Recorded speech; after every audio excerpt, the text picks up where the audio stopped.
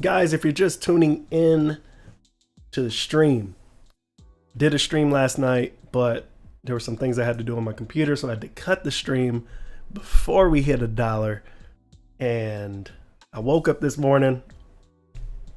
Last night, I think the highest that I saw it get when I woke up this morning on the charts was $1.60. That's mind blowing. You have to think about you gotta think about what we were sitting at the previous night, man. Unbelievable. The pump that we had yesterday. And that's how you know it wasn't just a big pump and dump. It was literally a solid pump. And what did it was this. Let me show you. You pull it up real quick before I leave. Let's see. Yeah.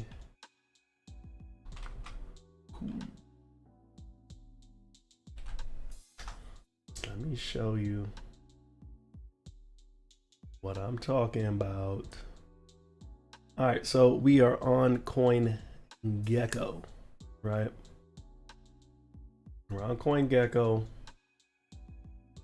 Damn, Doge is pumping, man. Woo-hoo. Boy, there's got to be some. I kind of feel a little bit of what people feel when they had all that Doge and they're just killing it right now. And if you can go over here, you will see that CoinGecko has officially listed CARAMELSWAP, the MEL token. This is big news. It's big news. And what happened is last night, I think we were down to like 39 cents because I was a little bummed out at first. I was happy, but I was a little bummed out because I was like, damn, you know, we got back to 40 cents and I'm thinking, should I just cash out now? I said, let me just wait. And then we just started trending. And that's because CoinGecko finally listed us. Now, CARAMELSWAP had applied for CoinGecko, and apparently it didn't take that long. I mean, it took a little while because, you know, people are impatient. We're impatient. We're like, when is it? Are they going to pick us up? Are they going to list it? Are they going to list it? Then when they finally said it listed, wow. It just seemed like everybody who scrambles and searches for low volume or low cost tokens projects to get into, if you stay off this first page and you just go search, that's what people were doing, and people were finding it and they were saying, what the hell is CARAMELSWAP? And as you can see, because when I was looking at it yesterday, there was only like 2 people who had liked this. Now it's over 578, right? And right now we're looking at around $1.30. Now the impressive thing that I noticed is that when I got up this morning, it was around 93, 94 cents. So you have to think about it.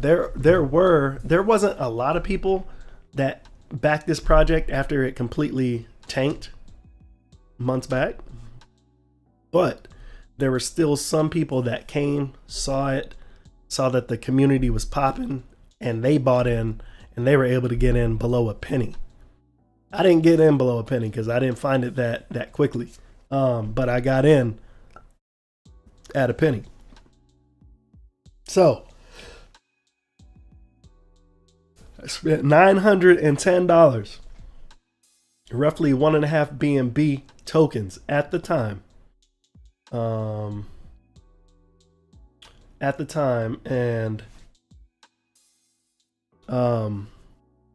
that roughly gave me, it gave me over 50,000 tokens. I had around 55,000 tokens.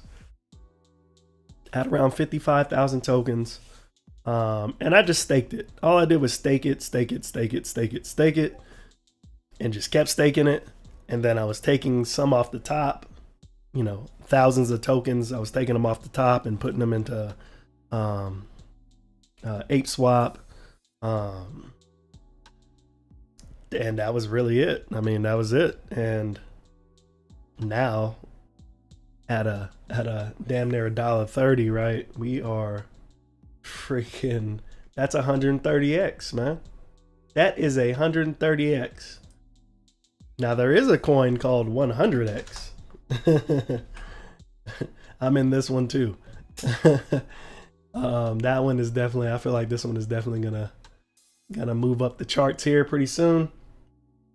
But yeah, that's 100x. But yeah, that's 130x, man. 130 freaking x. Now I just want to know how many other tokens that you've never heard about that can get you 130x.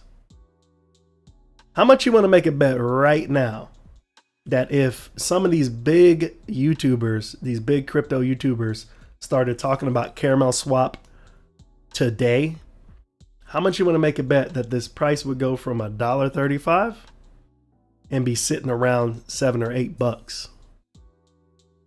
This will, I guarantee you that this would be neck and neck with ApeSwap, or if not more successful than ApeSwap at this point. That's how I feel.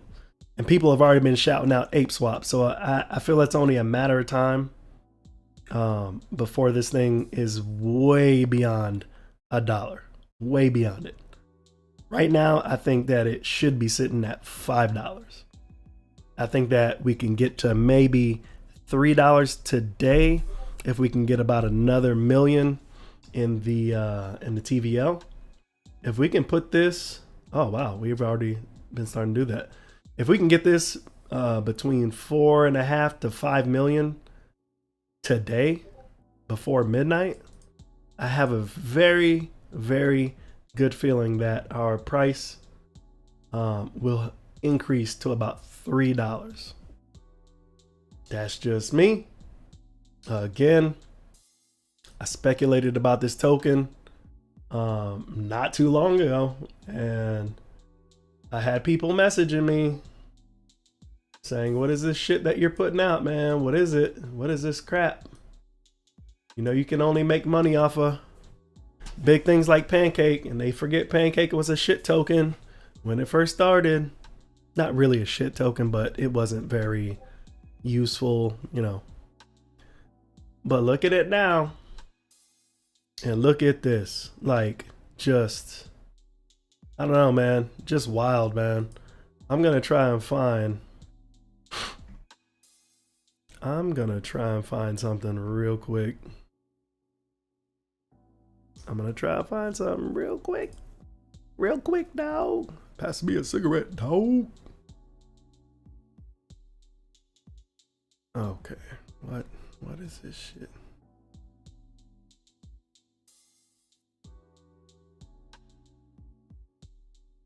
One thing we all do, something been nothing but pain, stuck in this game, searching for fortune and fame. One thing we all ignore, something worth dying for, been nothing but pain, stuck in this game. Searching for fortune and fame. Do do do do do do. Do do do do. Wow, this is crazy, man. We now have over 2,837 active addresses for Mel. Now I remember days ago it was only like at 200 to 300. Wow. So you can imagine there's only theoretically there's only 2,800 people that know about this and that have it in their wallet. What do you think is going to happen when a good part of the YouTube community finds out about this token? I'm telling you, man, this shit is 130x right now. Oh my God. I'm gonna make a new coin that says something else beyond 100x, man. Unbelievable. One thing we ought to do. Something man, that's so weird. I cannot find.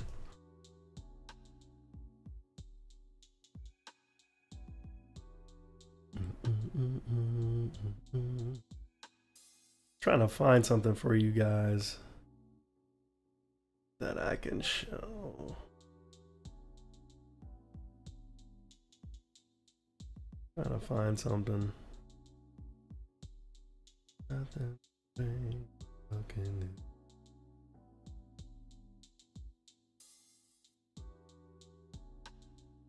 What is this? I don't even know what this is. What is this? What is this shite?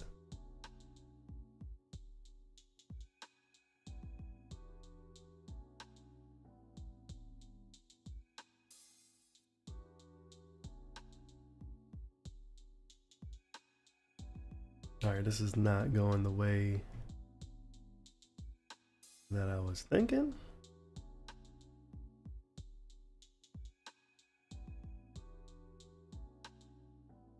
Okay, I'm not seeing it.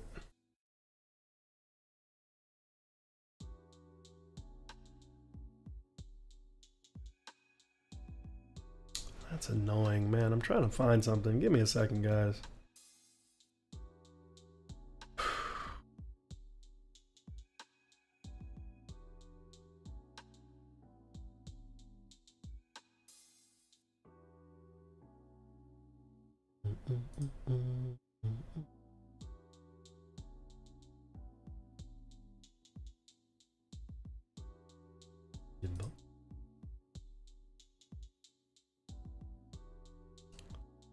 Urgent.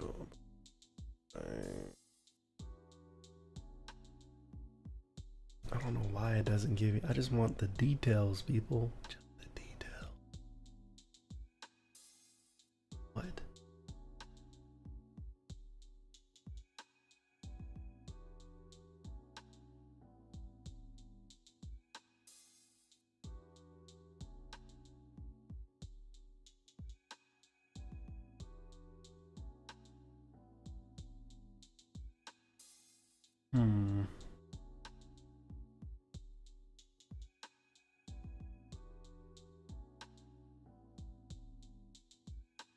Yo, what's up, Phil? No, I appreciate it, man. Thank you for coming through.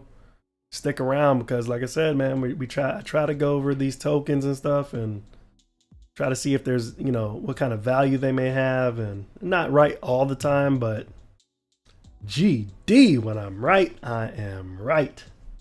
Shit. Sorry, Shiza. Trying to find something for you guys real quick.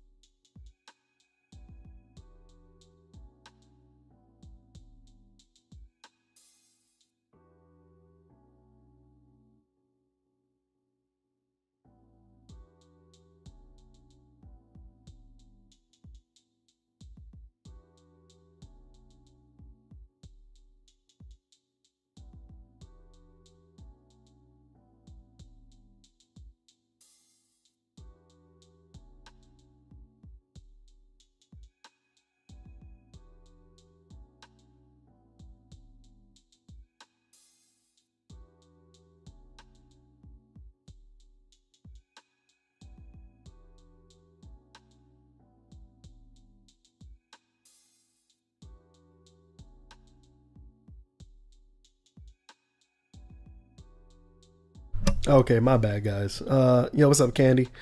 You said it took me a minute to stake. I needed a certain amount of mel. How are you feeling about your earnings? Hello, do I need to have mel in the wallet to stake other coins? Okay, so yes. So for example, let's go and check it out real quick. Let's see if I can pull up farms. So a lot of people are having issues. So some of these, so for example, oh my God, like days ago, this liquidity pool was like $700, which is why I didn't even touch it, because I was just like, I'm gonna wait till the pool grows a little bit and then I'll jump in there for the caramel cake. But it's hot right now, so the liquidity pool is friggin' insane, and the APR is friggin' insane. But right now that APR is not really real though. It needs to update. Let's just put it that way. It needs to update. But so for example, if you wanted to come in here with caramel cake, you need at least 300 caramel in your wallet at all times. So you got to think of it like, you know, sometimes, you know, bank accounts are like that as well. Sometimes they will require you to keep a certain amount in your, certain balance in your account, otherwise they'll close it. So basically that's what cake is. You got to have at least 300 mel in your wallet. Once you have 300 mel in your wallet, then you need to go and set it up, your stake and your cake. So what you'll do is, let's say you want to stake about, let's say like 5 cake. You got 5 cake. Depending on the price, you need the equal amount in price of your mel. Now this is where people get confused. They do an equal amount and they try to stake, and then it says insufficient liquidity. So what that means is you're still trying to take all of your mel to equal your cake, and you can't do that. You know what I mean? You have to remember, you have to leave 300 mel in your wallet. Otherwise it's not going to work. That's the biggest issue everybody's having right now, is they're not understanding the mel requirement and the caramel requirement and things like that. So if you see right here, if you wanted to do caramel and dye, if I were you, I would get into this one. A lot better in my opinion. You have to hold at least 1,000 mel in your wallet. See what I'm saying? So these pools, if it has 0, then you don't need any mel in your wallet to jump into that pool. But if you do one of these other farms, you're going to need it. So I think that's kind of where people are getting a little hung up on, a little messed up with. They're not understanding why it's not letting them lock anything up. It's not because it's not letting you lock it up. It's simply because you gotta follow the liquidity rules. You gotta have equal amounts, but you also still have to leave a balance in your wallet to get that going. Hopefully that helps. Said cheers, that's clear. Thank you. But on the Trust wallet, I have no caramel. Okay, now I use the Trust wallet not for caramel. I only use the Trust wallet for BNB. So I'm not particularly sure. I know I was going to use it with my Safe Moon, but I decided against it. I would say if you really want to get in touch with people live, go join the Telegram. It's a little chaotic in there because people are just going crazy over the price. So it's a little crazy. But if you go there, you can definitely get some, you'll be able to scroll through the history. You might be able to find what you're looking for. But that's what I did. That's what I do. I go into the community on Telegram and I ask questions, or I scroll and look for interesting things that are being said about the project. What I'm loving about the project though is that because it's now getting some momentum, like you're going to start seeing a lot more. Hopefully we're going to start seeing a lot more a lot more updates and work with what's going on with the project. So because it seems they're very, very active. So you know, you can I always say, man, it's a fine line. It's a thin fine line when you're dealing with these projects, man, because you don't really know. People say the same thing about cake. Cake is amazing. How long is cake going to be around? I don't know. I mean, it's blown up in 6 months, right?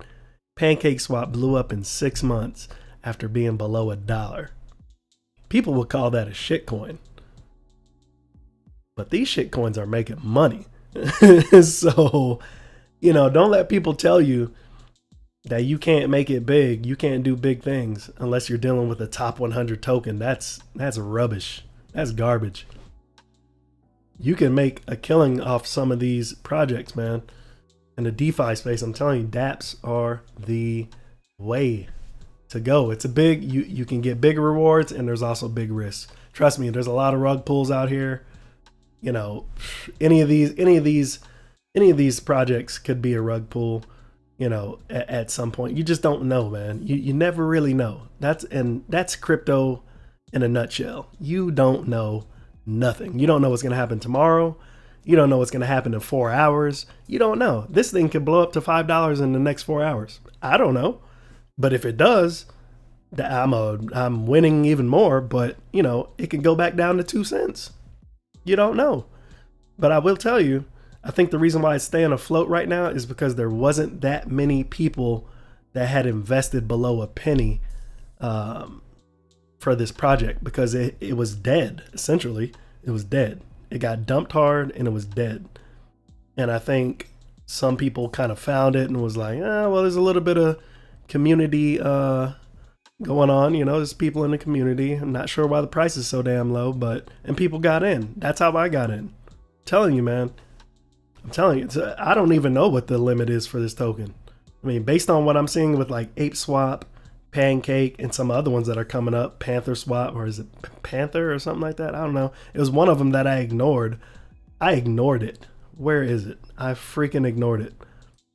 I ignored it, and I'm not going to say I feel dumb, but I'm going to say I'm going to take that as a lesson to not ignore things again. Take a look at Panther Swap. Panther Swap right now is sitting at number 2. Are you serious? It's gone way above Ape Swap. And Ape Swap has been going bananas. Literally. I passed up on Panther Swap, man. I passed it up because I was like, nah, I'm staying on Ape Swap. Staying with Caramel. Panther Swap, all these other swaps, they're not going to really do nothing. I was so wrong, man. Panther Swap has blown up. Number 2. I mean, unfreaking believable. Unbelievable, man. You know what? you can't make this up, man. You can't make this up. What my man Ambrose said, you getting 1 mil every 2 minutes, same as me. Yep.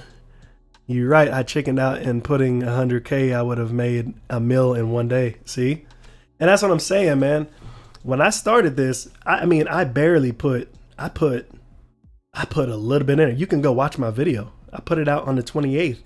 I had only gotten into the program like days before. And before I made a video on it, I was like, well, let me see what's going on, because this shit might disappear in a day. It might be a rug pull. So I didn't make a video on it. And after a couple of days, I was like, let me make a video on this thing, man. This thing looks like is going to be successful. Here it is, successful, man. Now imagine, with this project, I was going to put more in. You know when I decided not to put more in with this project, I literally, because I put like a BNB and a half. I don't know how much, it was like a BNB. Whatever it was like, it gave me like 55,000 tokens. It wasn't a lot. To me, it was a lot right then and there. It was a lot because I'm like, holy shit, I don't know anything about this project. I'm about to put all this money into it. To me, that was a lot of money. When you don't know what you're getting into, it's a lot of money. When it started to build and I started seeing the caramel, I started seeing it stack up, from what I was getting. I was like, you know what? I'm about to put another BNB into this. I need to get 100,000 tokens. And the day that I was getting ready to put it in there, I think that was the day that it shot up to like 14 cents or something like that. And I was like, son of a bitch. Son of a bitch. Now I'm not putting that BNB in. I'm just going to let it ride out. And that's the decision that I made. Now, hindsight, would I put more in? Yes, I would have. Yeah, I would have. But I'm completely okay. I'm satisfied with what I put in and what I'm getting. And I mean, who's going to complain about 130x? Not me. Not me. You know what I'm saying? So, you know, imagine this thing goes to $5, guys. $5. That's 500,000. I think. Is that 500,000? What is that? What is that?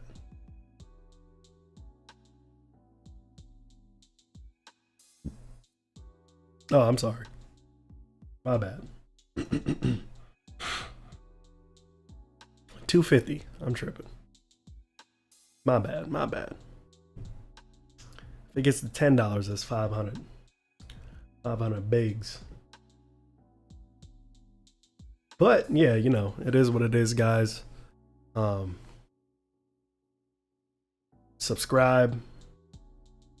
Check out the I got some affiliate codes in my description of some things that might be useful for you. Coinbase, if you know somebody that hasn't gotten into crypto yet, I always suggest sending them to Coinbase first, just because it's an easy entry. You don't need much research as far as getting into the crypto game if you enter in through something easy like Coinbase. But yeah, man, I'm trying to get on these projects, man, and make some moves, man. And you know, you're gonna see me get burned sometimes, and you're gonna see me win sometimes, man. It's all a part of the game. You're gonna win and you're gonna lose. Hopefully, you don't want to lose much, but you probably will, man. It's just is what it is, you know. But yeah, let's make some money, man. I'm gonna leave this stream going up a little bit longer. I just want to track some progress for people who didn't see that it already hit above $1 and it's floating above $1 right now. And it's looking good, man. It's looking good. Some people said, hey, is it too late? I got in at $1.25. Is it too late?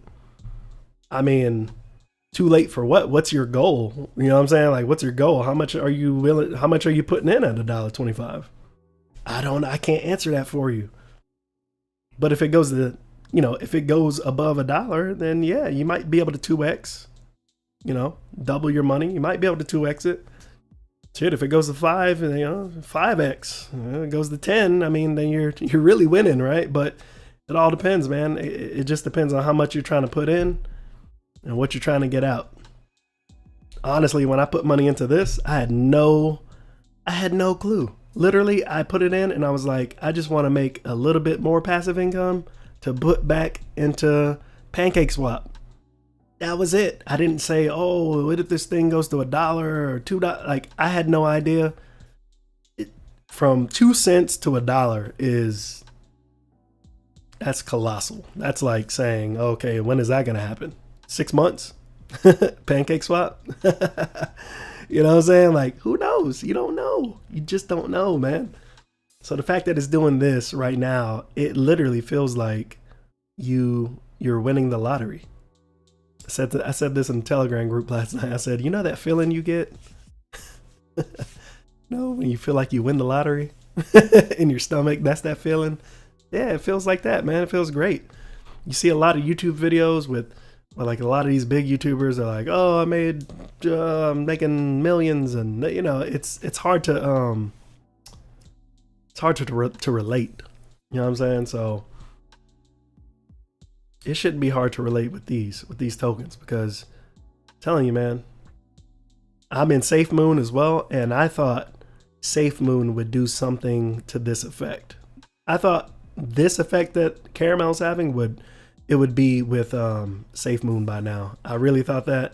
It's gonna take a little bit longer, and that's why a lot of those tokens like Safe Moon and stuff like that, if they don't have a function right away, like there's no staking function. There's nothing like that right away. It's really, really hard to get going because there's no real use for the token. You're just banking on the value going up based on the hype. You know, when you have a token that does something, you can stake it, you can farm it, you can do whatever. It has more value now. People like more value. They tend to invest with more value. I think Safe Moon will probably be a hit, but it's going to take a little while. It's going to take a little while. But yeah, diversify, man. These things can make you some pretty good coin, man. You know what I'm saying? This thing's can make you some pretty good coin. I was very, very tempted. Swear to God, I was tempted. I was tempted to get rid of all my Uniswap tokens and put it into Caramel. My balls ain't that big right now. My balls ain't that big to liquidate all 400 plus my Uniswap tokens, man. I ain't getting rid of those shits till that makes me a millionaire. But I was tempted. I was like, you know what? If I can just put like 20K into Caramel Swap at 20 cents. So if this shit hits, man, I can, it'd be a killing. But if it goes away, like I will roll around in a ball and die if this shit rugs. That's how mad I would be. But like I said, there's no guarantees, but the dev team is pretty solid. Community is rock solid. And it looks like this thing has plenty of growth, man. Everybody, I thought the dollar was going to be the ceiling. It's not what it's looking like right now, man. It's looking pretty damn sweet right now.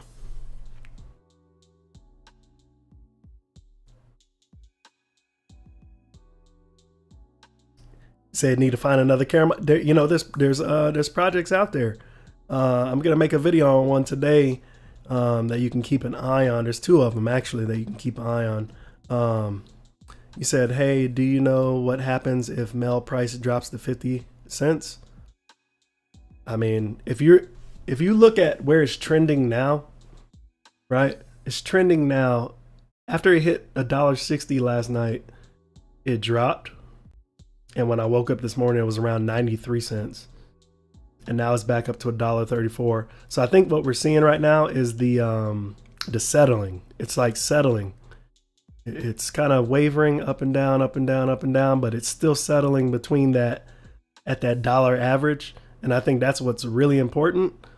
So I think that if we see it go back down to like 50 cents, 40 cents, that's going to be because there were some, I'm not going to say necessary whales, but people like myself, or that got in before me below a penny, people who invested a lot more money and held on to this damn thing for so long, they're now starting to cash out. And you can't blame them. I can't blame them. Shit. If I hit 500,000 with this thing, you can't blame me if I take it out. You know what I'm saying? Like, that just means more coins for you. So, yeah, you know, if it hits 50 cents, that's a dip. Buy the dip. If you know that it can compete on a safely around $1 average, then if it flash drops to 50 cents, I mean, that's a no-brainer to me. I mean, I would buy at 50 cents. Right now, I would buy at 50 cents if it dropped to 50 cents. And I still think 50 cents is high because I got in so low. So to me, yeah, anything higher than 2 cents is high to me. But seeing where it can go, I think that the ceiling for Caramel is probably pretty high. I would honestly say that I can see it going a little bit above, in terms of popularity, above ApeSwap. I think that this token can be in between $5 and $10 easily, holding easily between there. I don't know. I think it would need more months and more improvements and more iterations more improvements with the website as far as different pools, maybe some IFOs. Like they still have an IFO that hasn't even dropped yet. They still haven't even got the damn lottery to go yet because it was so low because there wasn't enough people in here. I don't even understand I don't think y'all understand what I'm saying. The lottery doesn't work yet because it was so low. It was so low, but there wasn't even enough people to run a lottery. People, like, that's insane. Either that or they just never worked, because I still got 2 tickets that I put in the first day that I got into this damn thing. It's still there. It's still there. We asked them. They did say that they're waiting to implement the lottery. This is another hack that you could use. I don't know. I mean, I don't know how well it's gonna work now, because even though this is high, I don't know if it's really. I don't know. To me, it's still good, but it's still acting a little weird. But I had already had some ZFi tokens, and I had zero clue that they had a community project with ZFi and these couple of other ones. Marshmallow is really dope right now, but ZFi. So what I did was I said, you know what? Let me take all my ZFi and let me come put it right in here to earn a little bit more. So that's why you can see my ZFi being staked there, and earning this extra goodness right here. So this is all why you kind of see the rewards being posted so often. Like Ambro had said, yeah, you're getting like a mel every 2 minutes, every minute, 2 minutes. Yeah, you're getting, yeah, because I got almost 50,000 staked in there. You know what I'm saying? So yeah, when you got it like that, yes, you're definitely you're definitely gonna see some improvements, man. You're definitely gonna see some improvements, but I don't know what to tell you guys, man. All I can say is, if you're not in yet, you should probably look at getting in with a plan. Always get in with a plan. Get in with a plan, have an entry plan and an exit strategy. Entry strategy, exit strategy for every project that you get into. Entry meaning you're going to put in a certain amount of money that you can live with losing. Exit meaning that regardless of what happens after you decide to pull out, it is what it is. So if you pull out and it's only 100,000 and the shit goes up to $1 million, well, you just got to be okay with that. You got to be okay with it. You know what I mean? I would definitely never put like my life savings into any of these projects just because of how volatile the market is. I think, like I said, you have to be, it's a thin line between being humble and greedy. And, it's easy to get greedy when you reach that goal and you're just like, all right, I'm going to pull out, and then no, I'm going to put more in. You just gotta take it easy, man, and accept your reward and kind of move on. I mean, shit, if this makes me $500,000, like, I will pull my money out. I'll probably leave some in, but I'll pull my money out and I won't look back. I will not look back. Even if the project continues to just skyrocket, I won't look back. I'll just say, you know what? I made my bags and I'm out. On to the next one. This is not the end all be all. You know what I'm saying? There's plenty of projects that are coming out. There's plenty of projects on the map that are being ignored. So, pay attention to the channel, do your own research, and I'm telling you, we'll be able to find some more gems. You're going to find some dirt bags too, but we got to kind of figure out how to wade through that shitstorm. But there's money to be made, people. Money to be made. You gotta move. You gotta move fast.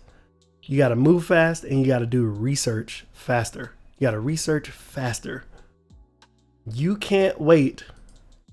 You can't wait until big people come out with these videos. I'm telling you. If you see me make a video on something, then it's more than likely I was already in it for like a week. I've already been in it for like a week. Like that's how you can kind of judge. If I make a video, it's probably more than likely I've been in it for maybe a week or less. But I'm gonna bring it to you. There are some other projects, right? I'm not gonna show them to you just yet, but I will give you the names. I want you to go check out Bourbon DeFi. Bourbon DeFi. I'm gonna say it one more time. Bourbon DeFi. And if you can't, if you don't get it, you'll just have to wait till my video comes out. But that's a good one to look out for. I think that's it for now. We'll try to save some goodies for later. But I'm telling you, man, start looking. These things are out there, people. I mean, money is just sitting there waiting for you to make it. You know, it needs a pocket to go into. It needs a wallet. It's just sitting there lonely, waiting for you to come in and put it away, man. It's just there. It's there. Let's see what you say. You say, hey, do you know what happens? Oh, okay. Best thing to do is every 200 mel convert pancake. All these swap explodes above $7 for sure. I think so too. We need to find another small cap swap and go all out. Why worry about a rug pull? Every 200 mel is... Oh yeah. See, well, that's another thing. I've already gotten my money back. I've got my money back, and I was doing the exact same thing. I was pulling out mel, like I said earlier. I was pulling out mel, and I was putting it in Ape Swap, or I was putting it in Pancake. So I've already earned my money back that I put in. Already earned it back. Every time I'm gaining these rewards, I let it stack up. As the price goes up, the value goes up. So you don't need as many tokens to get a good value. And I just swap it out, man. I put it in BNB, or I put it in Pancake, and that's it, man. Passive, easy money. I was excited. What? Wait a minute. What's going on right now? I was excited the other day. And I'm going to tell you why I was excited. I was excited because this 50,000 tokens that I have in there, that I have left in there, is now making me, let's see.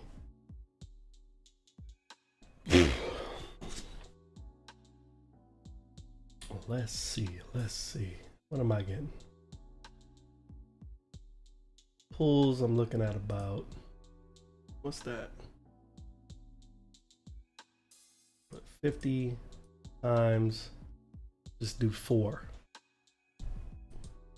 So that's about 200 tokens a day. Then under the community tab, getting about 103. And there's one thing that you got to realize too, when you're, what was it again? Did I say 103? Okay, 103.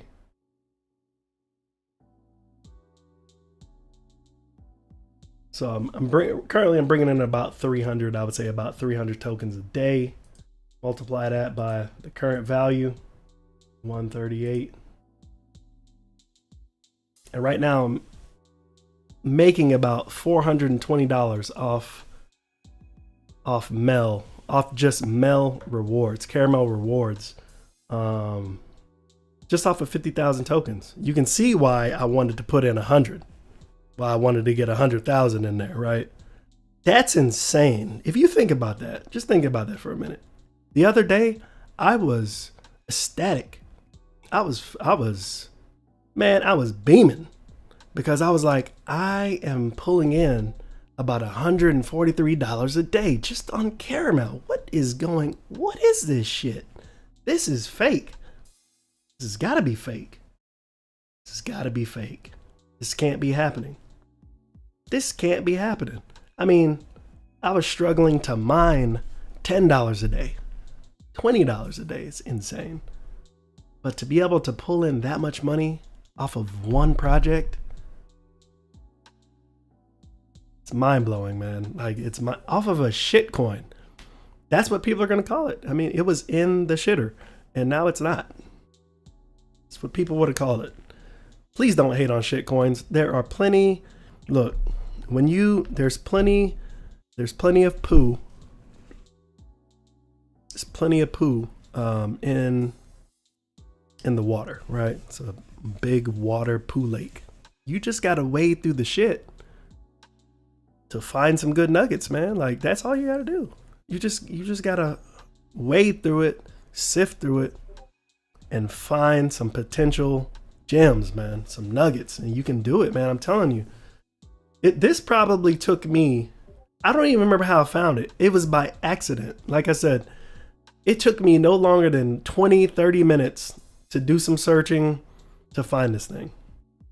I mean, and I looked through them a lot. Oh, you know what? So you probably already know about it. Go to, you got to be careful, but you can go to,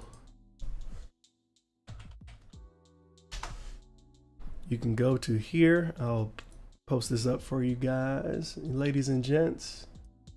Check out Crypto Moonshots on Reddit. Make sure you join up. Now, I would tell you to be extremely careful. A lot of you probably already in here, so you already know about it. Just ignore it. But if you go to Crypto Moonshots, you will see, this is like one of the holy grails of shill. You will see everybody, especially when you click on the new tab, you'll see everybody posting up all these meme shit coins, different projects. And this is why I said you can find some gems by spending just a little bit of time. Just spend 20 minutes searching through the shit coins. Open them up, check them out, do your research, check everything that is important to you. Are they audited? Is the community active? Is the community that's active in like the telegrams, are they shitting on the project or are they praising it? Like, what is the atmosphere like? Did they say it's basically dead? Like, if it says it's dead, leave it alone and move on. So you're going to find a lot of these that they're shit. They're shit coins. There's no value in it. Don't mess with it. Just move on, move to the next. And that's how you can start doing some research, on some of these tokens. Again, 30 minutes could have you in a project like Caramel in its infancy at 2 cents, 4 cents, 6 cents, 10 cents. Like, you could be in it before it even touches $1, before a lot of people even get on it. You could be in it. Just 30 minutes, 20 to 30 minutes, man, of your time. That's it. That's all it takes. If you have a business, you should be spending at least, I always say you should spend at least an hour or two a day on your business. If crypto is your business, you need to be spending at least an hour or two a day on researching how you can be better, researching what might be the next best thing. You have to look at it too. A lot of these tokens that you see though, there is another little twist to it. Sometimes these tokens that look like shit, sometimes they can come back. They can come back from the dead. For example, if you go look at a token called Vegan Swap, I wrote this shit off a long time ago, simply because the community, the timeline and the history in the communities had basically said this thing was dead. The devs were gone. Nobody could find the devs. Failed project. And it was super low. I thought about it twice again last night. I said, maybe I should just put just a little something in. Maybe. Against that judgment, I said, nah, I'm going to leave it alone. This morning I wake up and I'm looking at Vegan Swap and it was like, it might have gone down, but this morning when I looked up, it was at like 7 cents. And I was like, effer. Mother effer. What was I doing? And then not only did I check the price, I went and I checked the social media and the community again. And guess what? These mofos are back. They're freaking chatting it up. They're posting on Twitter again. The devs. And I'm just like, really? You see what I'm saying? It can be so finicky, man. It can be so finicky. You can just miss your opportunity or you can just make your opportunity. It just depends. So just because it's shit today doesn't mean that it's going to be shit tomorrow. If you guys are looking at some of these things, you know, you may find something on like daps.com or whatever, and it may be rated really, really low and look really, really terrible, but just keep an eye on it. Just keep an eye on it, because chances are they're so low and nobody's giving them a time of day. It's because they're just starting out. Possibly they may not be shit just yet. You have to wait and see. But a lot of these guys, they come up from the bottoms, from nowhere, the shitter. And people are like, well, where did this come from? Well, I looked at that for like 2 weeks because I thought it was shit. It stayed in the same place. Now it's rising again. Like, what the hell? I'm telling you, man, that's how you can get in these things, man. You just got to do some research. So how do you stake in the caramel cake pool? It fails every time. You have to have a remaining balance of 300 mel. So if you're going to stake 5 pancake, you need the equivalent in dollars, or the value to be the exact same as 5 cake. However many mel that is, let's just say, for example, it's 1,000 mel, equivalent to 5 cake. So just an example. You need to have 1,000 mel to be able to put with your 5 cake to be able to stake it. But you also have to keep 300 mel in your wallet to be able to make this transaction happen. It's very simple when you think about it. It gets confusing if you're just trying to go and do the exchange and you're clicking max. Oh, let me hit max. No, because you're taking the 300 mel and you're adding it in there, and you need that to make the transaction happen. So that's really what's happening. People are not understanding that you need to leave a remaining balance of mel in your wallet depending on what you're trying to stake.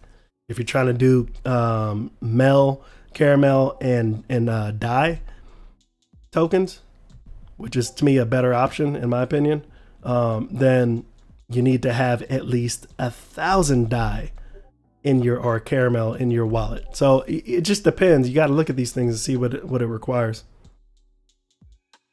Thanks for sharing. Urban DeFi. Bourbon. Here, you know what? I'm just going to show you guys.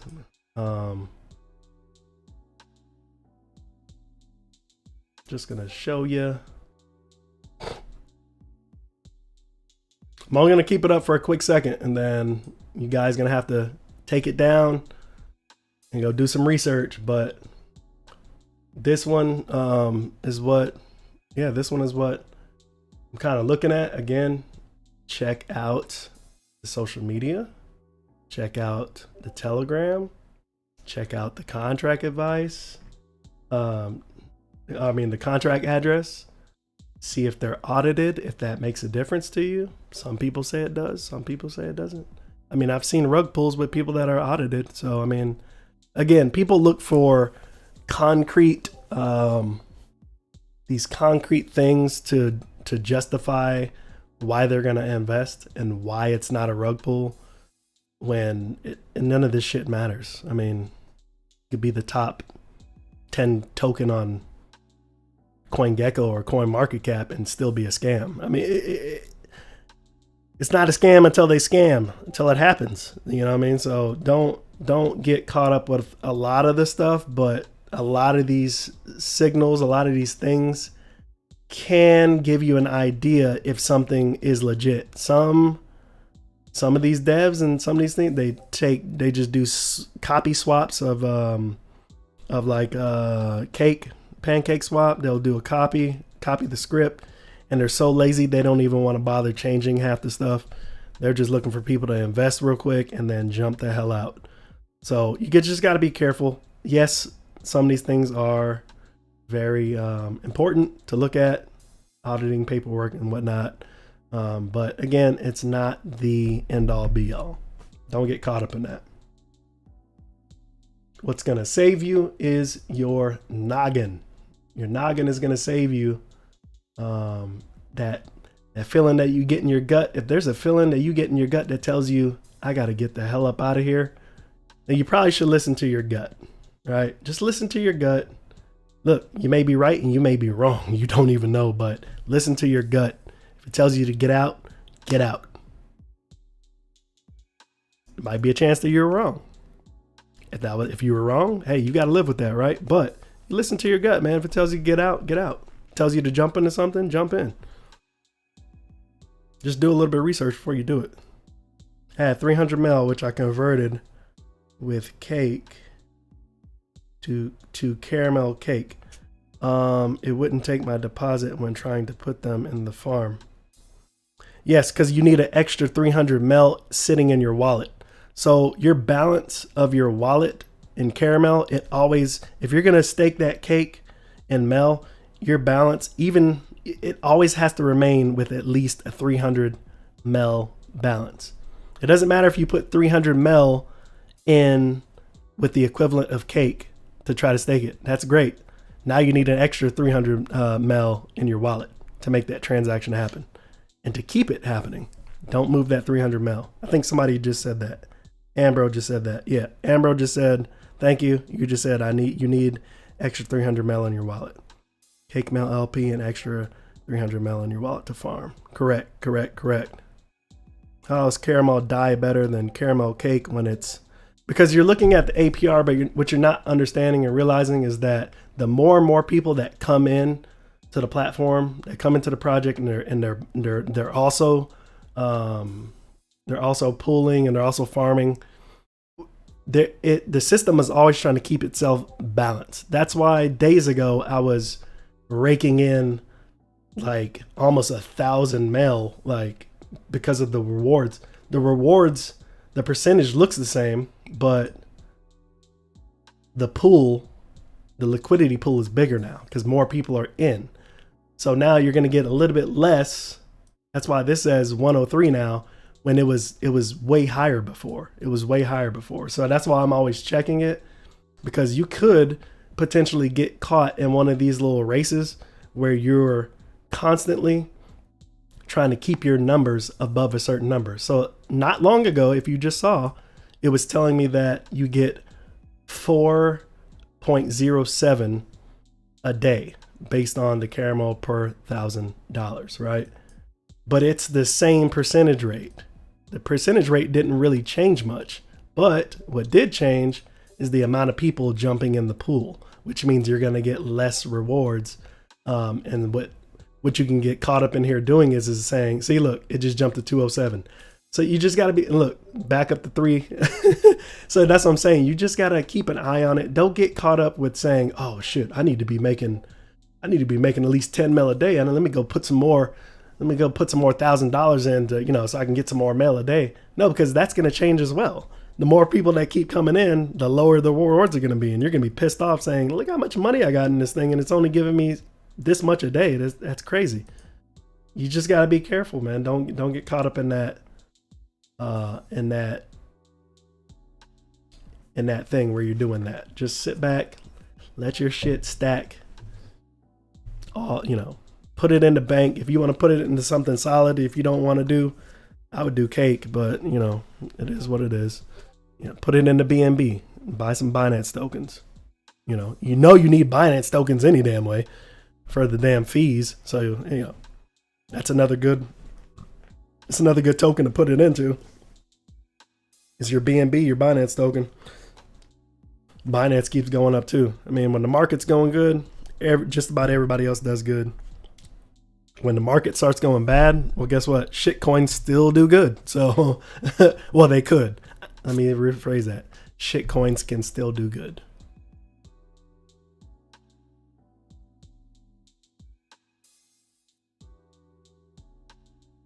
Caramel dye to me in my opinion, caramel dye would be a little better investment. You got a 30x multiplier for one. which is good. No deposit fee like the others. You got to have 1,000 mil, right? You do got to have 1,000 mil. But it's a pretty good pool, pretty good size pool. And you're looking at over 4,000%. I mean, honestly, I mean, come on, man. Come on. Right now, at $1.45, you could be, you know, getting this with at least $1,000 of caramel in there and DAI. Like, at least you're looking at around 80 a day. That's crazy. When it's $1.45 right now. Just say $1, in case it fluctuates a lot. Just say $1, man. You're getting that a day. Like, to me, that's just wild. That's crazy.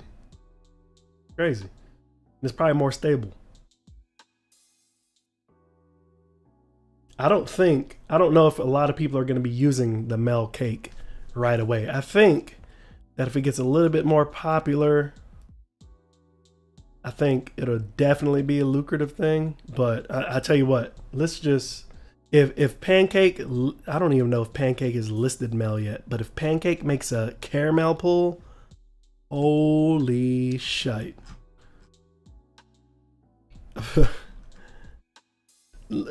Somebody needs to, the devs need to submit this to Caramel to see if they can open a pool. Honestly, they really do.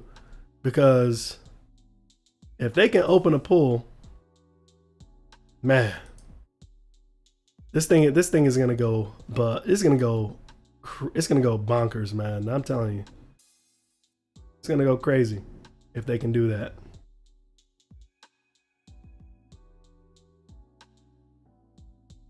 This token is only getting started, man. It's only getting started.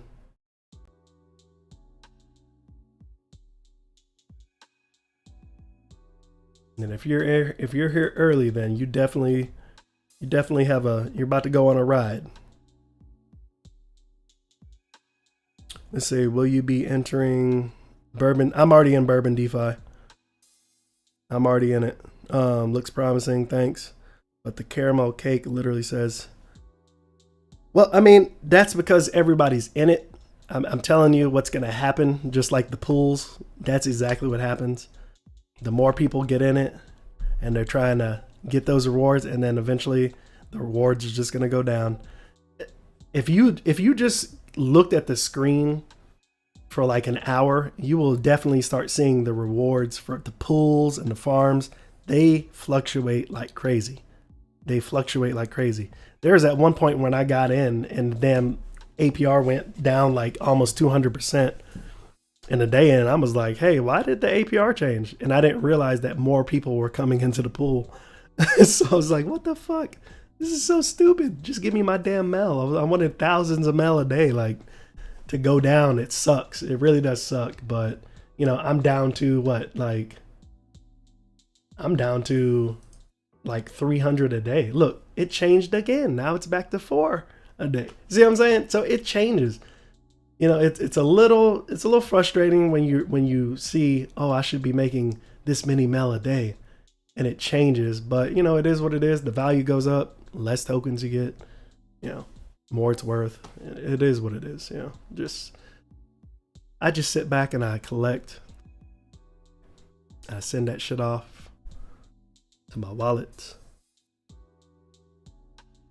and that's it, man. I mean, that's it. You'd be doing the same thing. But yes, I am in Bourbon DeFi. I am in it. Yes, I am. Yes, I am. And right now, that's looking pretty damn good, because before that shit takes off, if it takes off, I mean, you're sitting at 2 cents yet again. 2 cents yet again with Bourbon DeFi. 2 cents, man. 2 pennies. Do you know what you can do with 2 pennies? Do you have any idea what you could do with 2 pennies?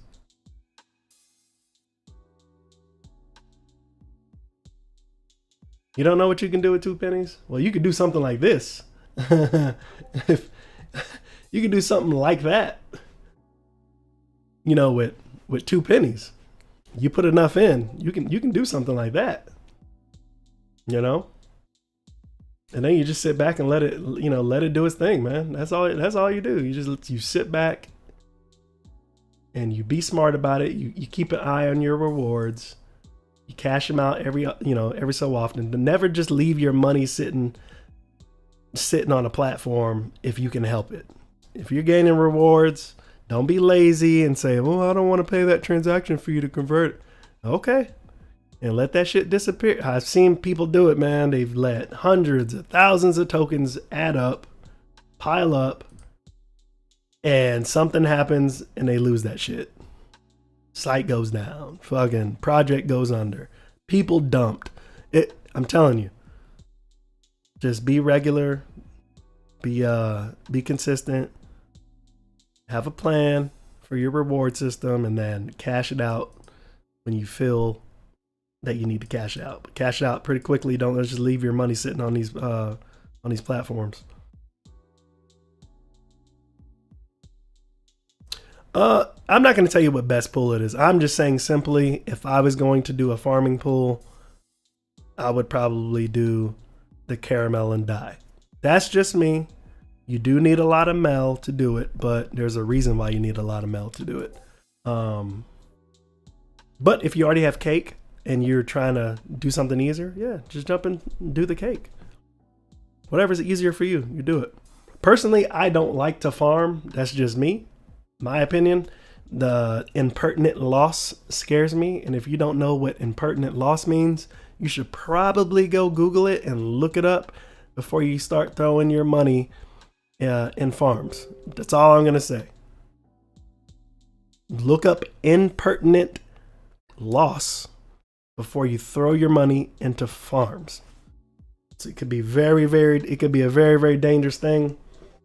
And you could lose. You can lose anyway, but you could definitely lose on farming. You just got to be careful. You just got to be real careful when you're farming. It doesn't matter who you're farming with. It could be successful. It could be a pancake or whatever. You still just the enemy is impertinent loss. It's the number one enemy. You got to be careful. Somebody said I missed the boat. Wish I saw it when you made your last video. You didn't miss the boat yet, man. You didn't miss the boat yet. This is at $1.46 right now. You didn't miss the boat. If you have about $1,000 right now, I don't think you missed the boat. I think this token Caramel has potential far beyond $5 in my opinion.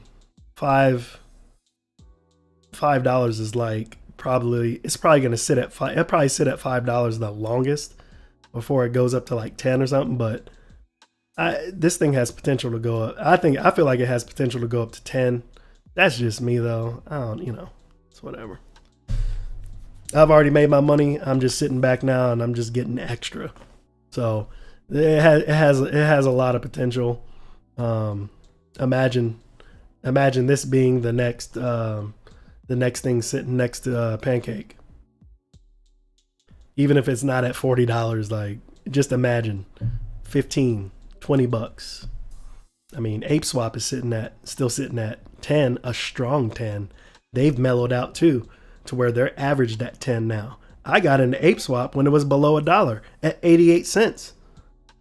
It's sitting at $10.70 right now. What? Do you see what I'm saying? It just takes a little patience.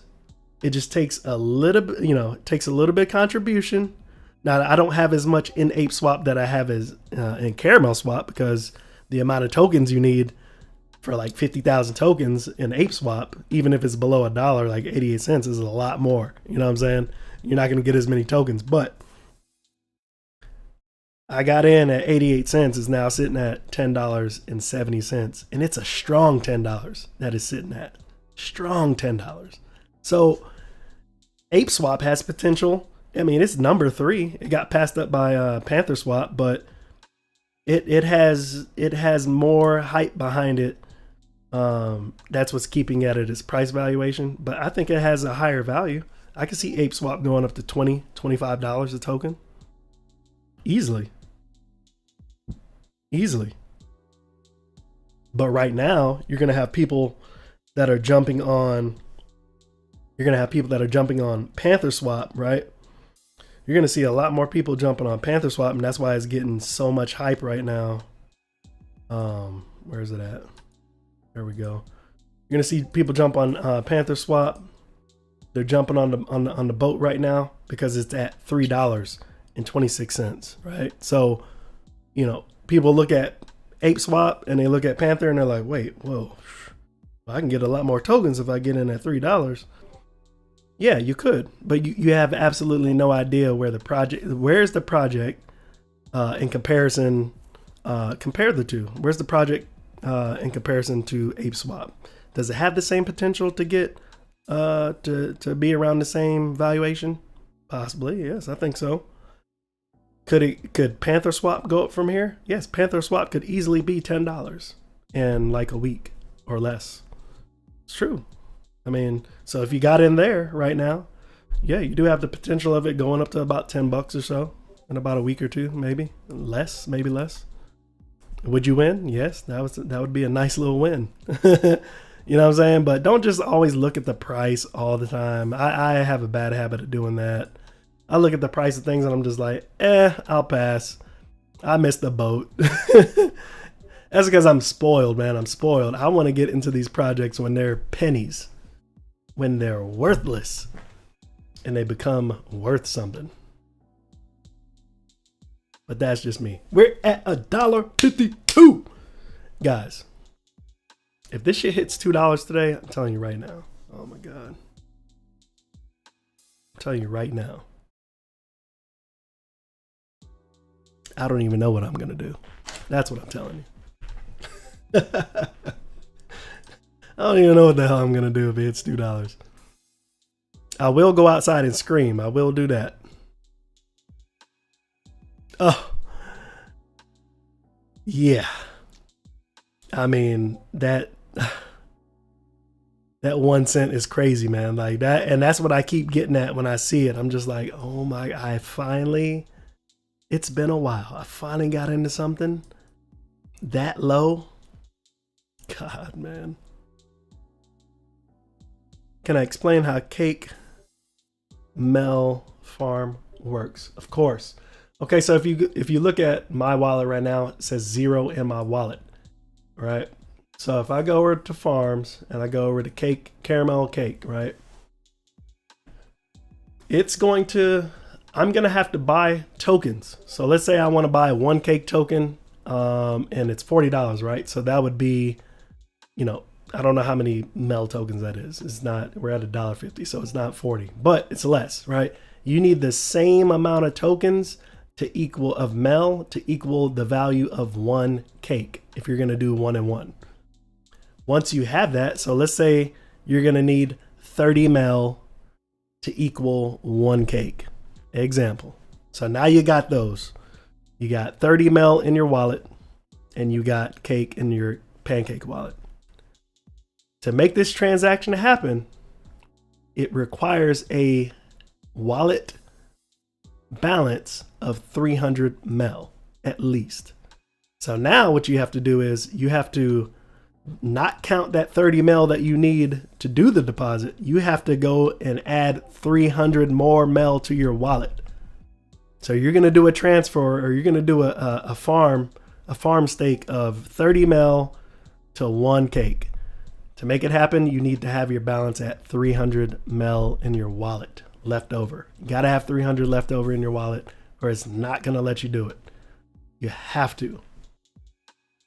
If you wanted to do Caramel and BNB, which is still a good one, you don't need a Mel balance to do this farm. All you need is equal part of Caramel and equal part of BNB.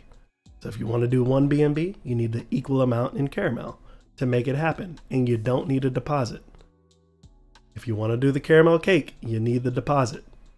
If you want to do the dye in caramel, you need the deposit. As you can see, the Mel requirement is 1,000. It's a lot more than 300. So got to keep that stuff in mind. But the farms are definitely better for yielding as far as what you can earn in tokens.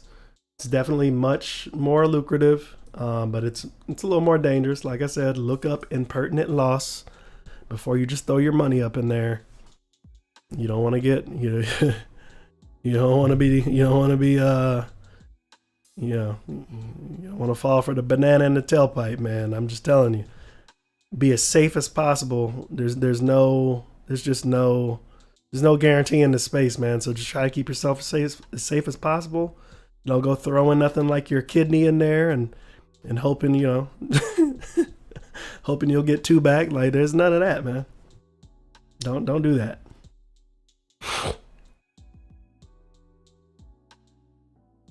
Tech can't seem to find the token for Bourbon DeFi. What's the coin name? Yes, token is called BRRL, barrel. Yes, that's the token. They actually have 3 tokens. They have a lesser token. They have like a kind of like a gentleman's jack. They have like a mid shelf bourbon, and then they have like a top shelf bourbon. And I think the top shelf bourbon is like over $100 per token. The second one, the mid shelf, the RBT, I think is around 11 cents the last time I looked at it. That's also a great one to pick up and hold on to. It's because it's worth a little more. But if you just hold the barrel, if you just hold the regular bourbon, you're looking at 2 cents right now. Like, come on. I mean, before people started even realizing what Caramel Swap was, it was sitting around 1 to 2 cents when people started coming on board. So, you could get involved with bourbon, and let's say it might not, I'm involved with it. It might not even take off. It might not even have any real traction for like another week or 2. It may go down and get cheaper. I mean, that's why I say you never really know what's going on with these projects. So you don't go in there and throw a whole arm and a leg in there. Don't go put your kidney in there and then hope that it's going to pop in 24 hours. Like, it's not how things happen, man. It's just not how it happens. If you get into it, throw a little bit in there, let it stake, earn some tokens, and then judge it on a day-by-day basis. Do I want to put more in, or am I just going to leave it alone? Let me leave it alone for a couple of days, see what it does. If it starts to gain traction and starts to go up a couple pennies, yeah, now I'm going to put something in, watch the market, see if it dips. That's the game, man. That's the game. That is the game.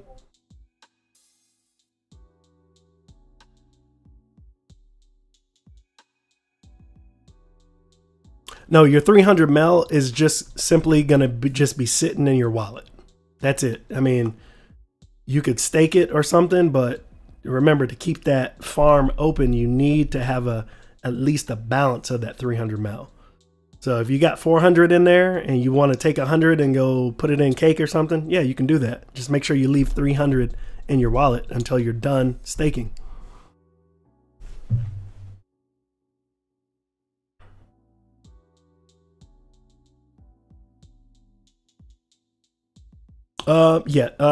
Do some more research on impertinent loss, but yeah, it can hurt you when you pull out. It just depends.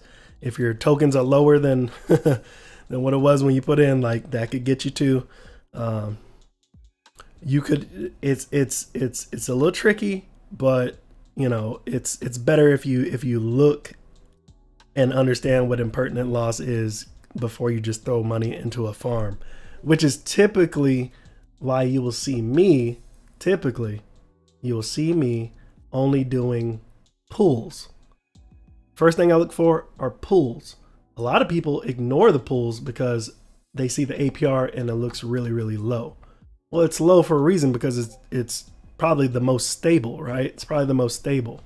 Again, if you don't want to just stake the actual token, you still got DAI, you still got BTCB, you still got other ones. Look, the APRs are really nice on this. There's nothing wrong with that. We got cake. I had cake in here before. I might put more cake in there now. I don't know. I mean, there's options. Look, 27. I should go put some in, right?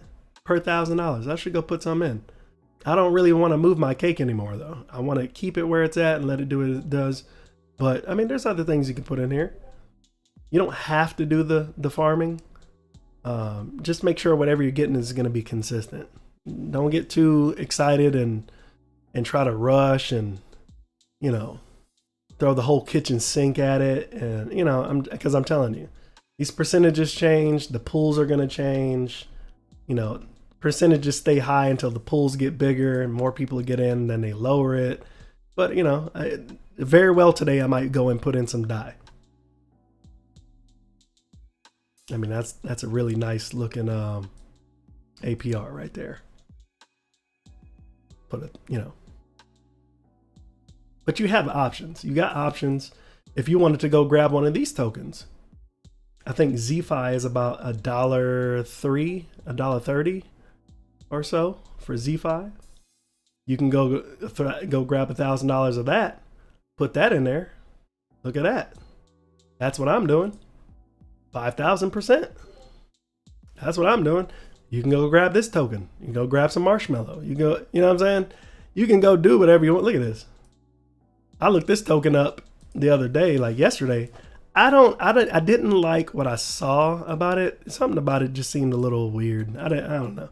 I was like, I'm not going to buy that token, even though it is very, very tempting to put that shit in here. I'm like, whew, should I? I don't know, man. I skipped it. It was too good to be true. I was like, I'm just going to leave it alone. But yeah, I mean, you got options, man. You got options. Do what's best for you. Do what you think is best for you. And, you know, hopefully, you know, nothing goes wrong. But don't throw the whole kitchen sink at it. I mean, you don't want to do that. Do you think the market will get overloaded? You mean the dApps market or Caramel or the Binance? Yes, there are quite a lot of these projects nowadays, starting with the Cake, Bake, Ape, and much more. Yes, of course, because you have to realize 3 to 4 years ago, after 2017, you have to remember DeFi has always been here, but DeFi has evolved. I know you guys were around when like the lending platforms were like really, really huge. Maybe you weren't. Years ago, I was heavily into that because that was the thing at the time that you could really make your money.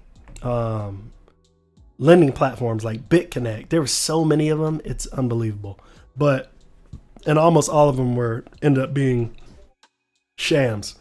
But you could have made some money with it. Yes, you could have. I did. Everybody. Well, I'm not going to say everybody did, but a lot of people did. If you got in too late, you got burned bad.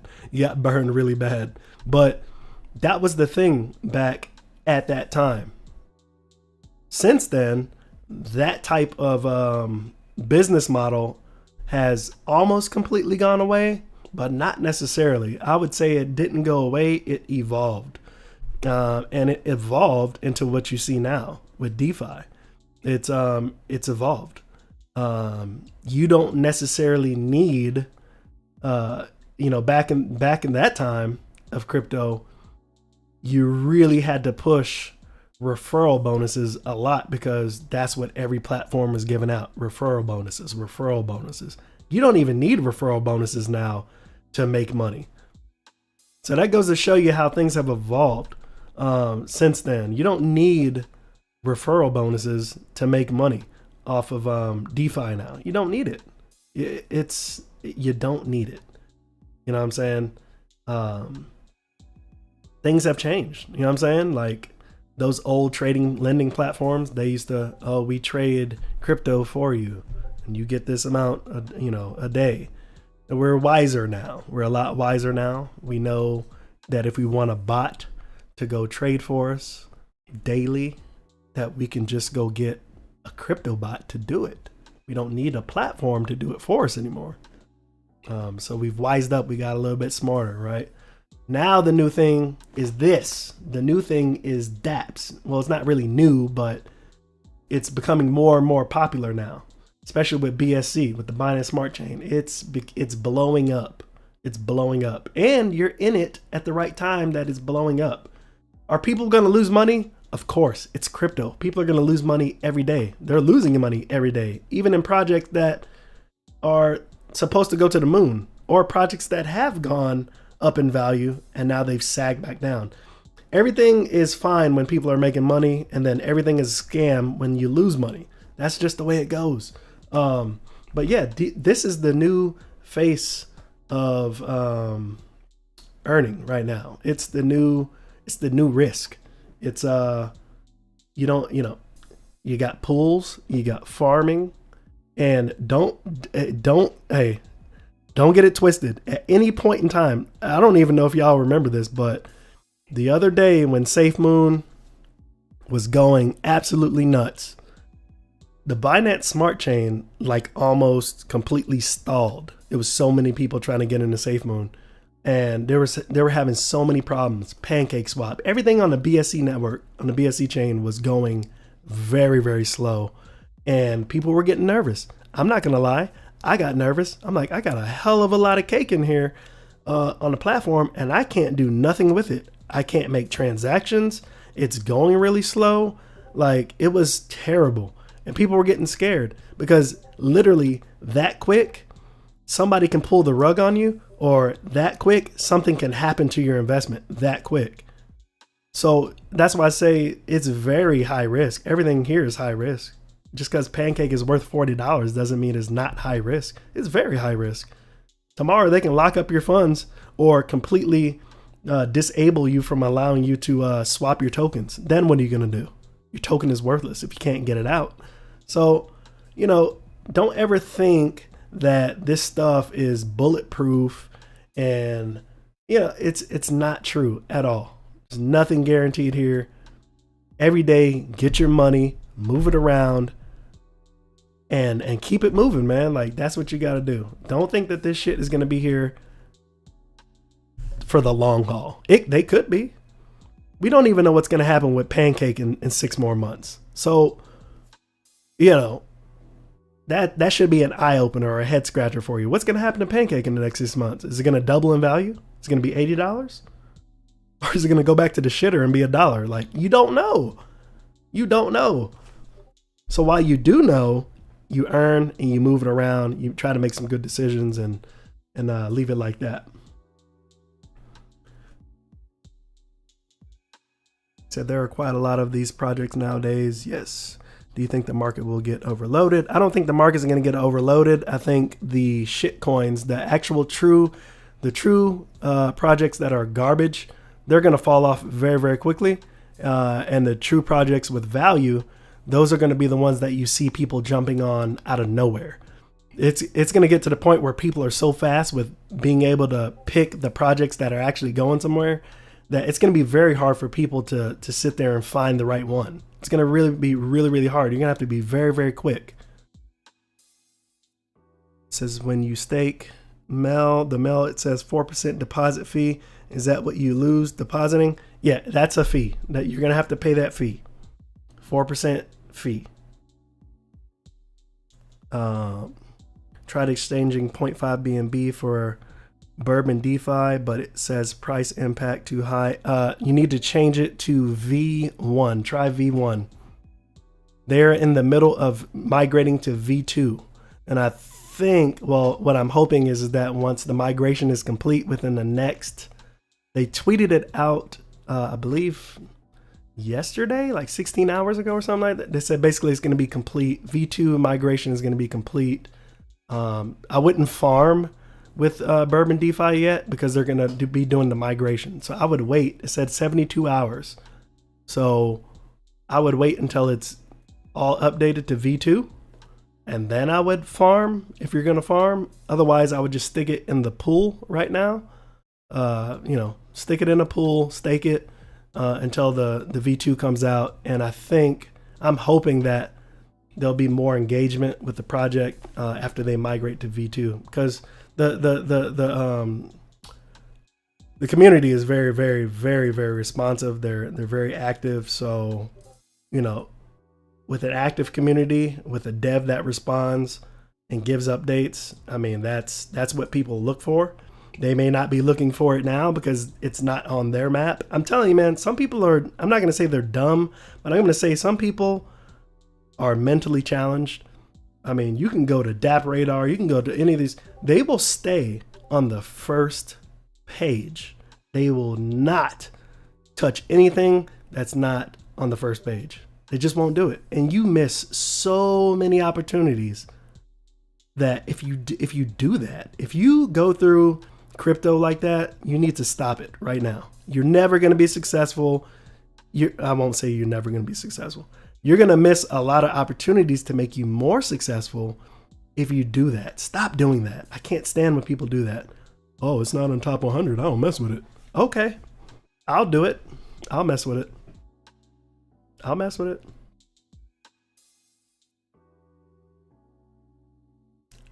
I've got people like on my Facebook group that I'm telling you, man, they said the same thing about I gave it to them. I said, hey guys, look, I've been looking into something. This looks like it could be, worth something. It's Caramel Swap. And, I had people saying, you're throwing your money away, man. The project's dead. Oh, okay. All right. I mean, I was fine making my little 2 to 4 cents per mil and then just throwing that into Pancake. I was fine with buying thousands of them and just letting it do what it did.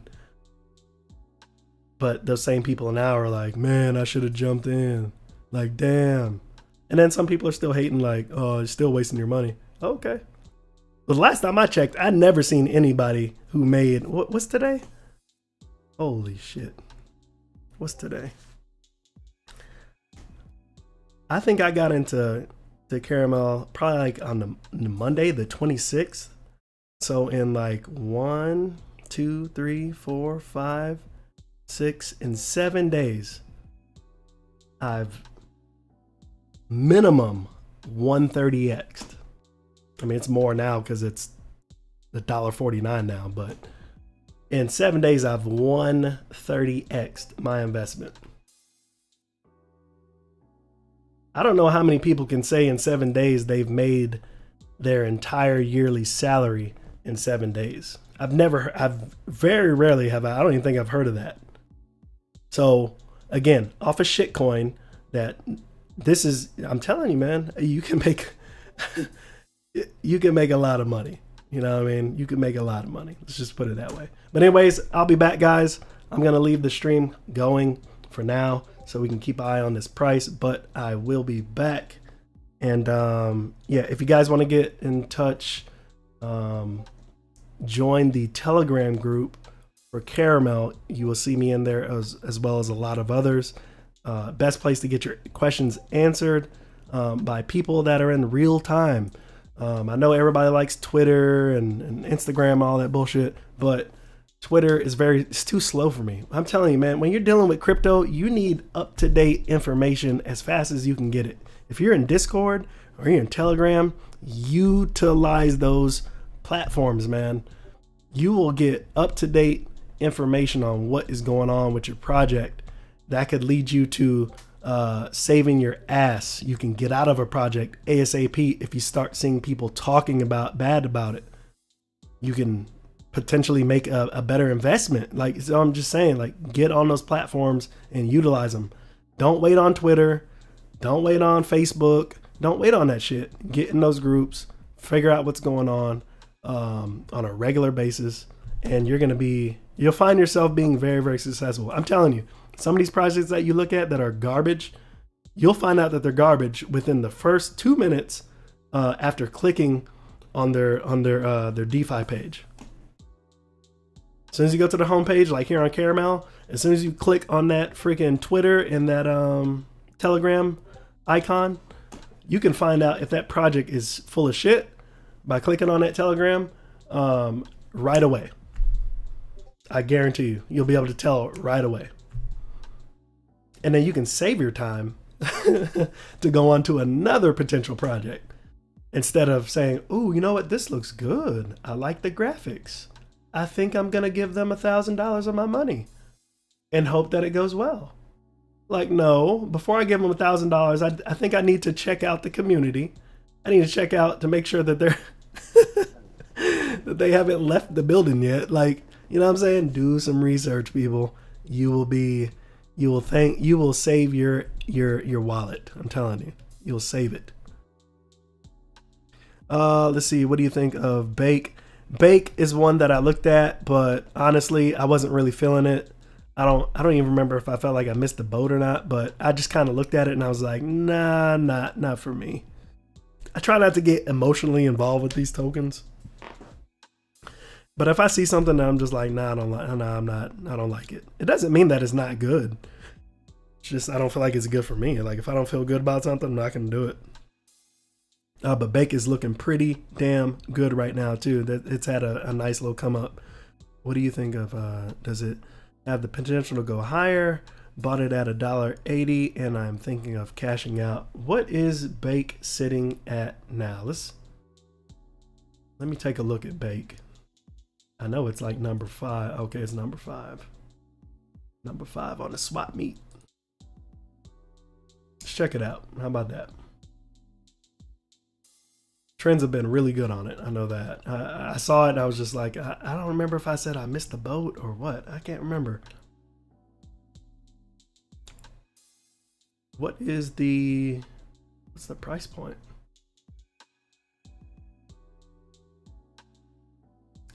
Alien Worlds is probably gonna be pretty big too.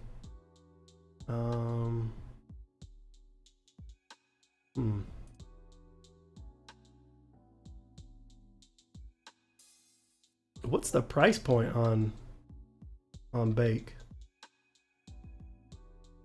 Interesting.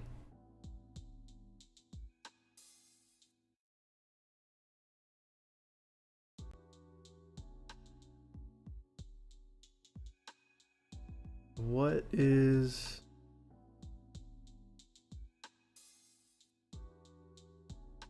Okay, maybe I'm looking at it incorrectly, but I don't...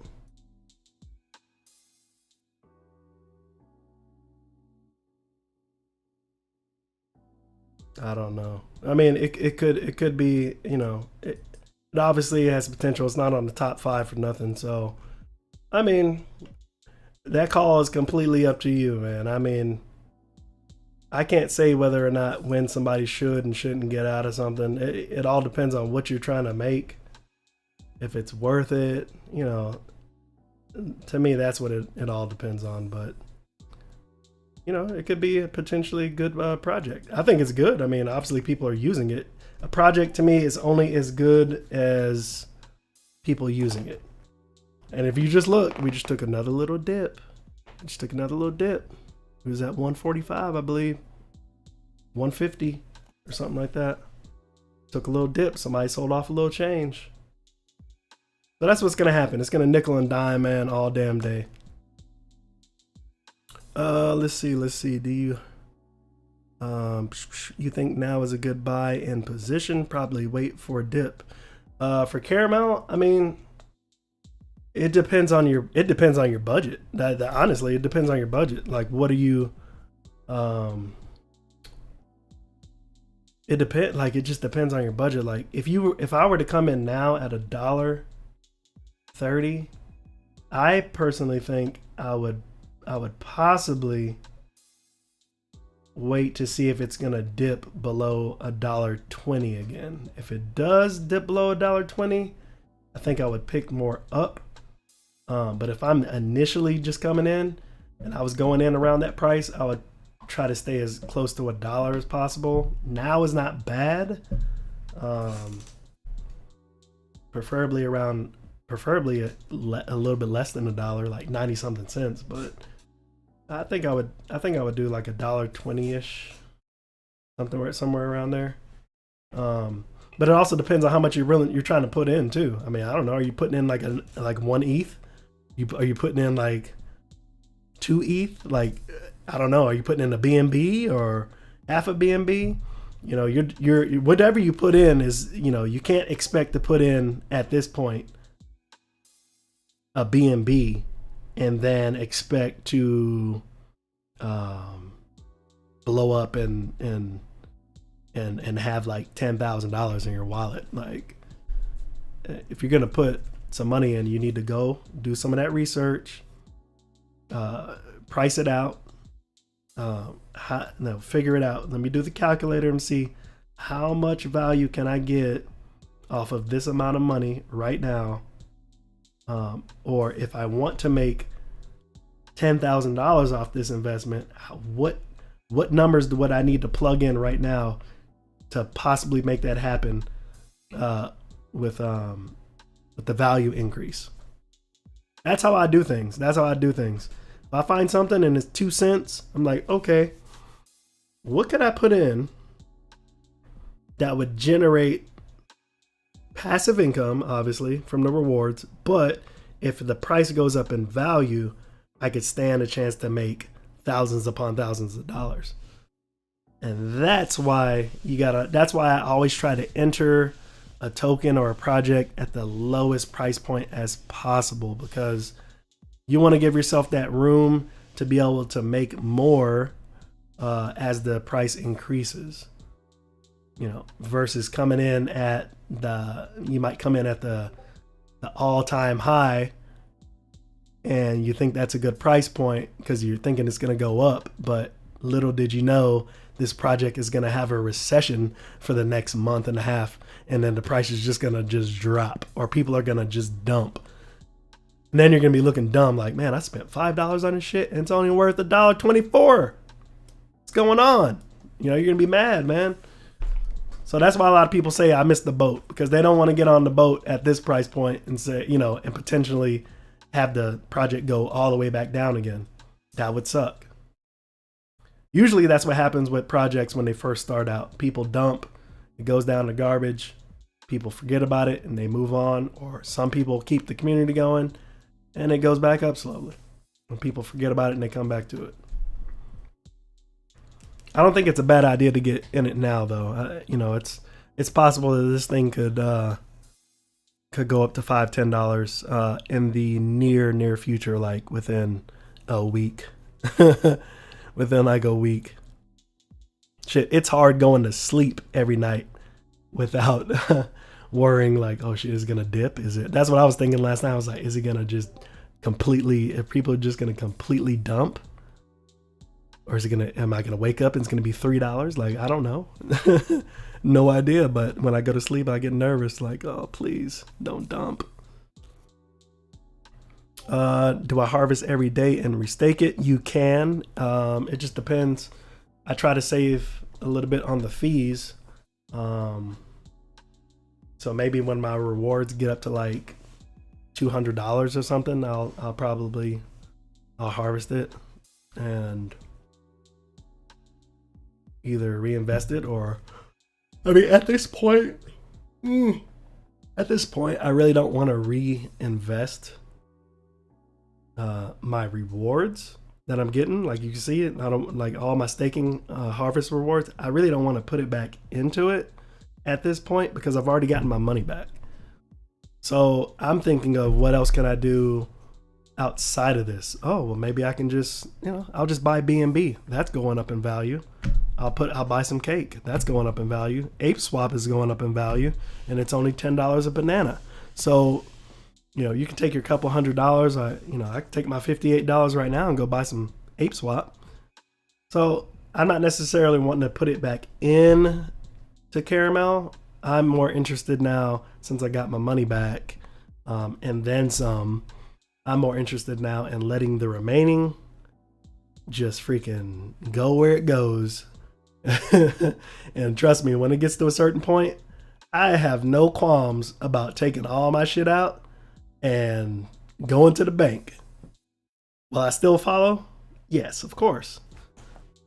It still can be a great project, even if I'm not in it. I mean, will I get back in? If that shit dips, oh, you better believe I'm going back in. But, it's just my exit strategy for this platform. I've kind of already met it. Now everything else is just extra. And so I'm just trying to see how far I can go. But, could possibly go really, really far.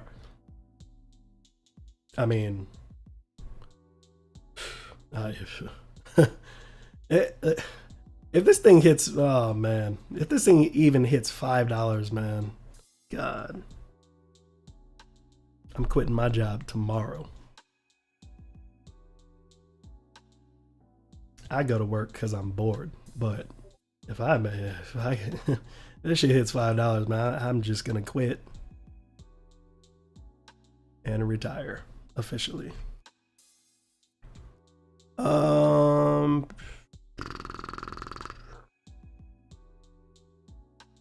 Check out the bonfire. Yes, I'm in bonfire as well. Alexander, yeah, I'm in bonfire as well. You know, those tokens are very, very, it's hard, man. You know, and that's why I say a lot of people will say, "Oh, you got burned." You know, it just is what it is with these projects, man. Like bonfire, what's the other one? Safe Moon. I'm in those, but I realized that with those tokens, you know, it's not. It's a different genre of token. Like it's just, you can't do anything with it. I can't stake it. I can't swap it. Well, you can swap, but I mean, you can't stake it. You can't do anything with it yet. I guarantee you, if SafeMoon had the business model of a pancake right now, it would be like Caramel. It would be to the moon already. It would be mooning right now. And SafeMoon has gotten, and Bonfire. I haven't really seen many people talking about Bonfire yet, but it's a hot one. I made a video on it before. I'm still on it. Yeah, I think those are great projects. I think they're going to take time, at least 6 months, to really start implementing things that they want that's in their roadmap. The roadmap is a huge deal for these projects, man. Like when people don't see that they are making these dates, these deadlines, people lose faith in the project. That's the whole point on why they put out the roadmaps, to let you know what they're going to be doing. And you just have to have the patience to wait. In between then, it's going to be a lot of volatility. You just got to figure out how you're going to navigate that.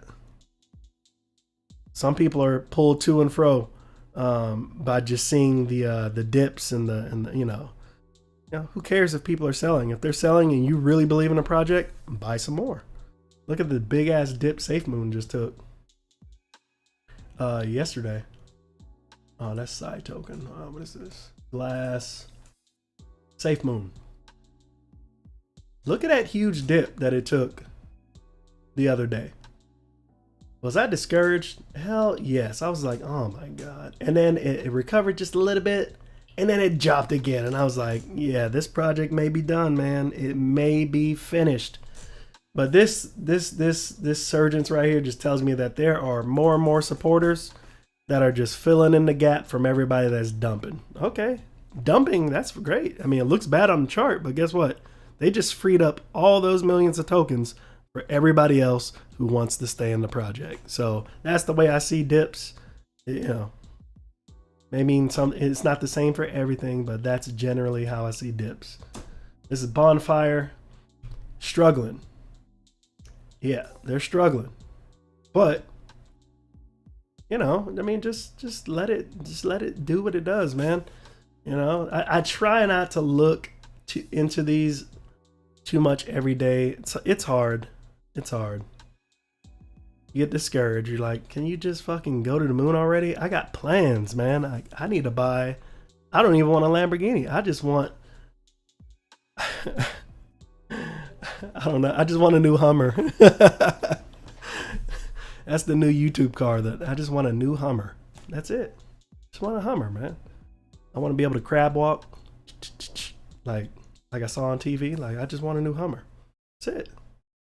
Can it hurry up, please, to get me my new Hummer? Other than that, I mean, yeah, just let it do what it does, man. You know, sit there, watch it. I am getting tired of seeing all the SafeMoon videos, though. That's really making me mad. I ain't gonna lie about that. It's like every day update. There's no update, really. I mean, there's updates, but they make these videos as if it's like it just gained 20% in value. Like that's not a real, like that's an update. I want you to come back and tell me that SafeMoon destroyed another 2 zeros. You know what I mean? That's news to me. You know, I hate scrolling through my page and all I see is urgent update. SafeMoon major update. It's like, come on, man. It's not really a major update. Let's stop it. Clickbait. That's what it is. You just bought some bourbon, but I did put it. I'm guessing you say you put it in the pool, but I can't see it. What do you mean? You're not going to see it if you've already staked it and put it in a pool. You're not going to be able to see any balance. If you put all of it in there, you're not going to be able to see any balance in your wallet because it's all in staking. Now, if you take it out of staking, it's going to go back to your wallet. So right now it's staking. Even if you pull up your wallet, your MetaMask or your Trust wallet, whatever you're using, you're not going to see it as it's going to say like 0 tokens. It's because you're staking it. As soon as you pull it out, you'll be fine. You'll be able to see your numbers. What's the Discord? The Discord for Caramel? There's no Discord for Caramel. There is Telegram only right now. I'm trying to help push them into Discord. I like Discord over Telegram. I don't really like Telegram that much. I prefer Discord. You farm or staking? I stake. John, what's 676? What's that? You said that's the price? Or is that the price of bake? Or I don't know what's 676. Calvin said I staked about 13,000 bourbon. Damn. Coins, my man. Let's see how it goes. Yeah, I don't have that many. Let me see how many I got. I just put some in last night. And I didn't put in, where is it? How much did I put in? What? Oh, wait.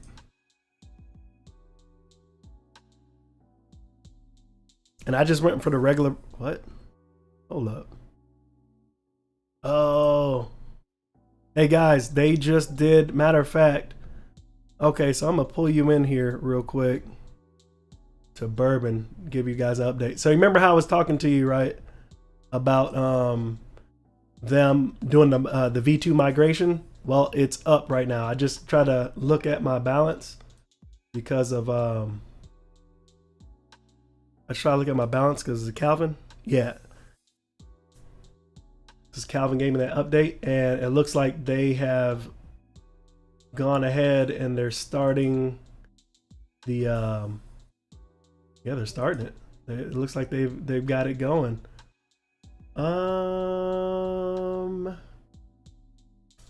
Now, what I wanted, my question for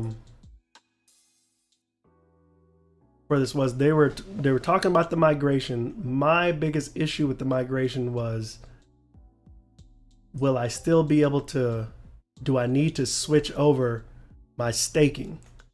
That's what I'm worried about right now, because they still have the version 1 up there for everybody, but this is the pool for V2.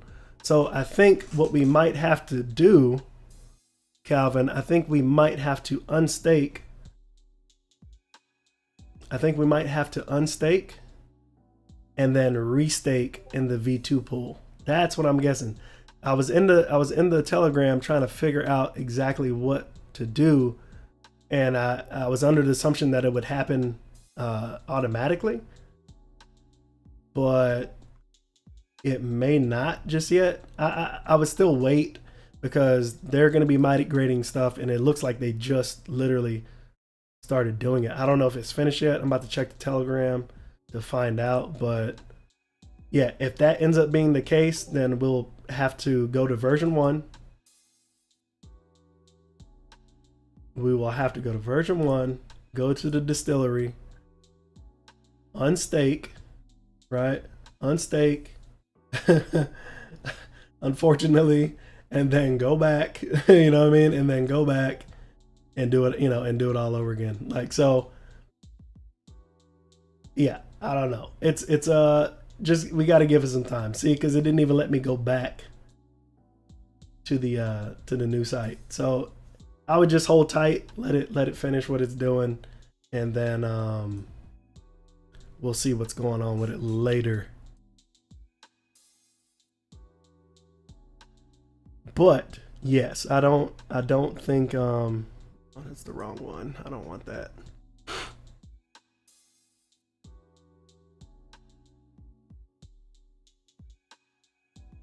I think when it comes to, I'm just trying to see real quick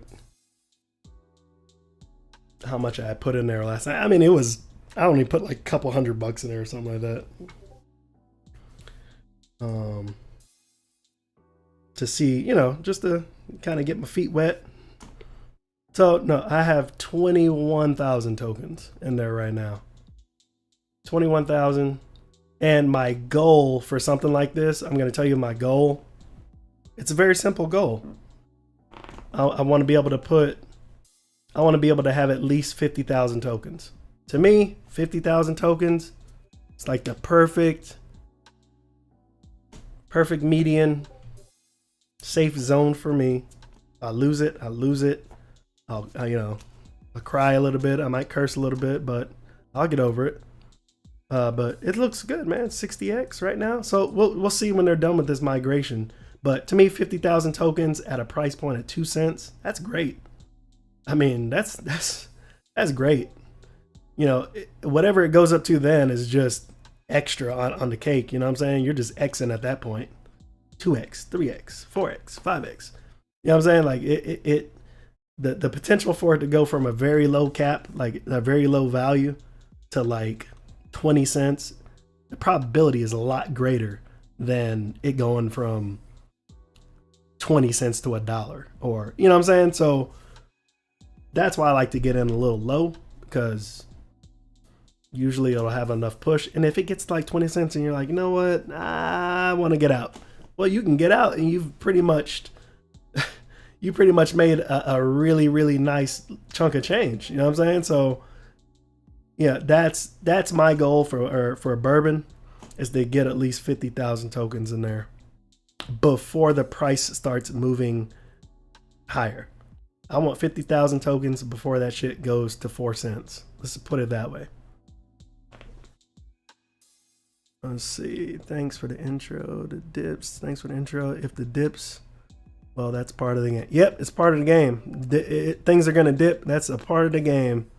There's no perfect time to get into something because, I mean, you know, there's no guarantee. That's why, really.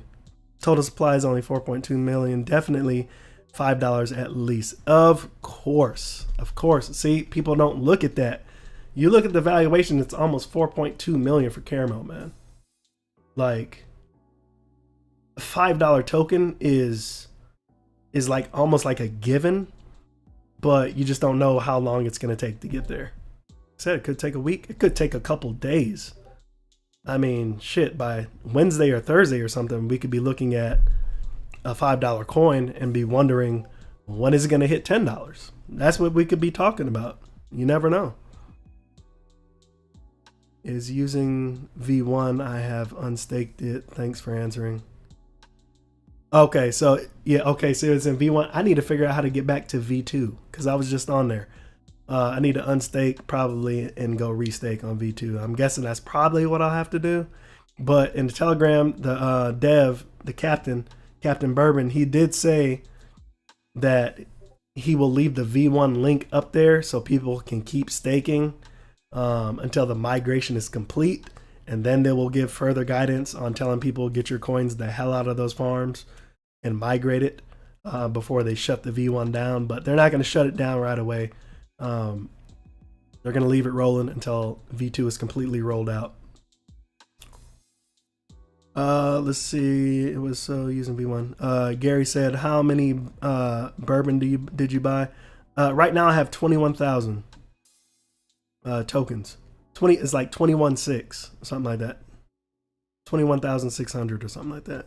I can't see in V2 as well, but I can see in Pancake Swap. Oh, okay. Yeah, well, yeah, the one that I just showed when I loaded up, I was shocked because it looked like it was forcing an update. That is going to be the V2.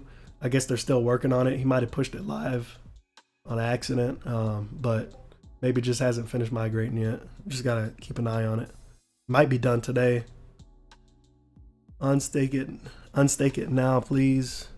Yeah, mine was already staked under V2, surprisingly. Okay, so you got lucky. You already staked under V2. See, I didn't get the V2 right away. That's probably why it updated when I was just messing with it. But it went back to V1 and I'm like, oh shit, how do I get back to V2? Let's see. Gary said, unstake it from V1 now, please. You have more stake than me, bro. I thought I had less. I mean, that's still 13,000 is still not bad. Right now, you're just staking it, right? And it's just building tokens, right? And so that's why I said, okay, maybe you don't want to put that much in right now. Let it go for a day or two, and then see. Oh, okay, well, shit. Let me throw another $100 in there, and you just try to build yourself up. That's why I say get to a token count and start doing prediction numbers. If it reaches this is what I'm looking at. If it reaches this is what I'm looking at. Until you get to a point where you're just like, okay, at the very minimum, if it hits this is what I want to cash out with. And that's kind of how I go about things. You know, some things may be less, some things may be more. I didn't go that hard with ApeSwap as I did with Caramel. I didn't go as hard with ApeSwap or Caramel that I went with PancakeSwap. See what I'm saying? So it just depends on, and Pancake is $40 a token. Like, I put way more money into Pancake than I did with Caramel or anything like that. I can only imagine the gains that I would have had if I would have put as much into Caramel as I did with Pancake. It'd be outrageous, out freaking rageous. I would have already been a millionaire. Let's just put it that way. It would have already made me a millionaire when it hit $1.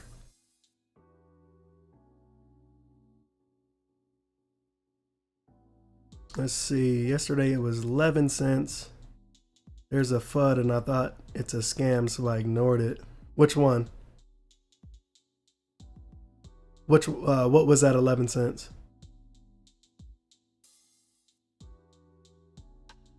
Unstake LP for, oh, are you talking about for Caramel?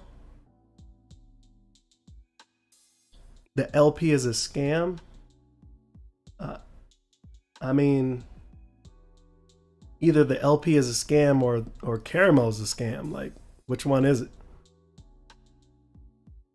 Are you talking about the percentages of the LP? The caramel to cake is super high, and I think that I don't know if that is absolutely correct. I know they had issues with it last night with the numbers and things like that, and they were trying to fix it. But I mean, if I saw something with the APR that high, I mean, you know, you take your chances. But I prefer to be a little more careful with where I put my money. That's just me. Again, I try not to get lured in by the humongous amounts of APR that some of these places offer. It's just not, you know. Stay as safe as possible. That's what I'll say. Stay as safe as possible. So when people ask me why I'm not going into those farms, that's why. I'd prefer to stay nice and stable than you know, just completely risking it all, man. You know, it's just me though. But anyways, guys, I'll be back. The stream will continue to go. Hopefully this thing doesn't tank to a penny again, and I'll be able to make some extra money, and you will too, right? That's what we're all trying to do. So I'm gonna step out. I'll be back a little bit, but stream is still gonna run. And yes, let's try to get this thing pumped up. I mean, it's pumping itself up pretty organically now that more and more people are seeing it on the charts. So if we get a coin market cap listing, I mean, if we can get, that's what I say, man, if we can get this, if you know big crypto YouTubers, I would highly suggest that you take the information for Caramel and email it to them, tag them on Twitter, tag them on Facebook, and try to get them to talk about this token on their platform. Once they start doing that, whether it's negative or positive, it's going to just completely blow up. It's going to completely blow up. Guarantee it. The first YouTuber that starts talking about it, his shit's gonna blow up big time. I wish this had a referral affiliate links, but it doesn't. It's unfortunate because it's such a damn good project. It's a really good project, but you know, it doesn't. So I'm not trying to shill you guys or sell you a wolf ticket by saying, hey, sign up with this thing and you could be seeing this. You're seeing it. It's there. It's very public. You can be doing something similar as well. If you feel like you've missed the boat, stick around. Subscribe. There are obviously other projects that we will be diving into that will hopefully be as lucrative as this, if you feel like you've already missed the boat. But trust me, you never really miss the boat to make a few dollars. Even if you 2x, I still feel like even a 2x is worth an investment depending on the entry. But yeah, if you can get it now and you can 2, 3x, 4x your money, I mean, you're good. You're good to go. Look at Calvin said, I sold Caramel at 94 cents. It's now $1.45. And don't have a frown face. That's what we're all gonna say. When I eventually pull my shit out, I'm gonna be saying the same thing. When it keeps going up, I'm like, I sold my Caramel at $5. Now it's at $10. What was I thinking? That kind of thing. So, don't feel bad about it. It's just, it is what it is. You know what I'm saying? Like 94 cents, that's really damn good. Even if you came in at 20 cents, that's really good. So, I mean, if you came in like me, and you came in around a penny, below 5 cents, like selling at 94 cents, hell yes, it's worth it. Who cares if you didn't wait till it went to $1.45? Like shit, that's still a win, man. That is still a solid win. Be happy. Take some of that money and move it around somewhere else to the next one, man. Imagine if you do this, if you have this same experience that you've had with Caramel Calvin with other projects. Let's say 3 more projects this year alone. Just 3 more. If you did the same thing, that's a damn good year. We're all striving to be millionaires and shit like that, but we often overlook the small gains on how to get it there. Because I tell you, when you start stacking this little change right here, it makes it more easy to earn more down the road. Like, because now you have equity now. You have a stash of money now. So now if you see a big project that you're like, that shit's gonna make me money.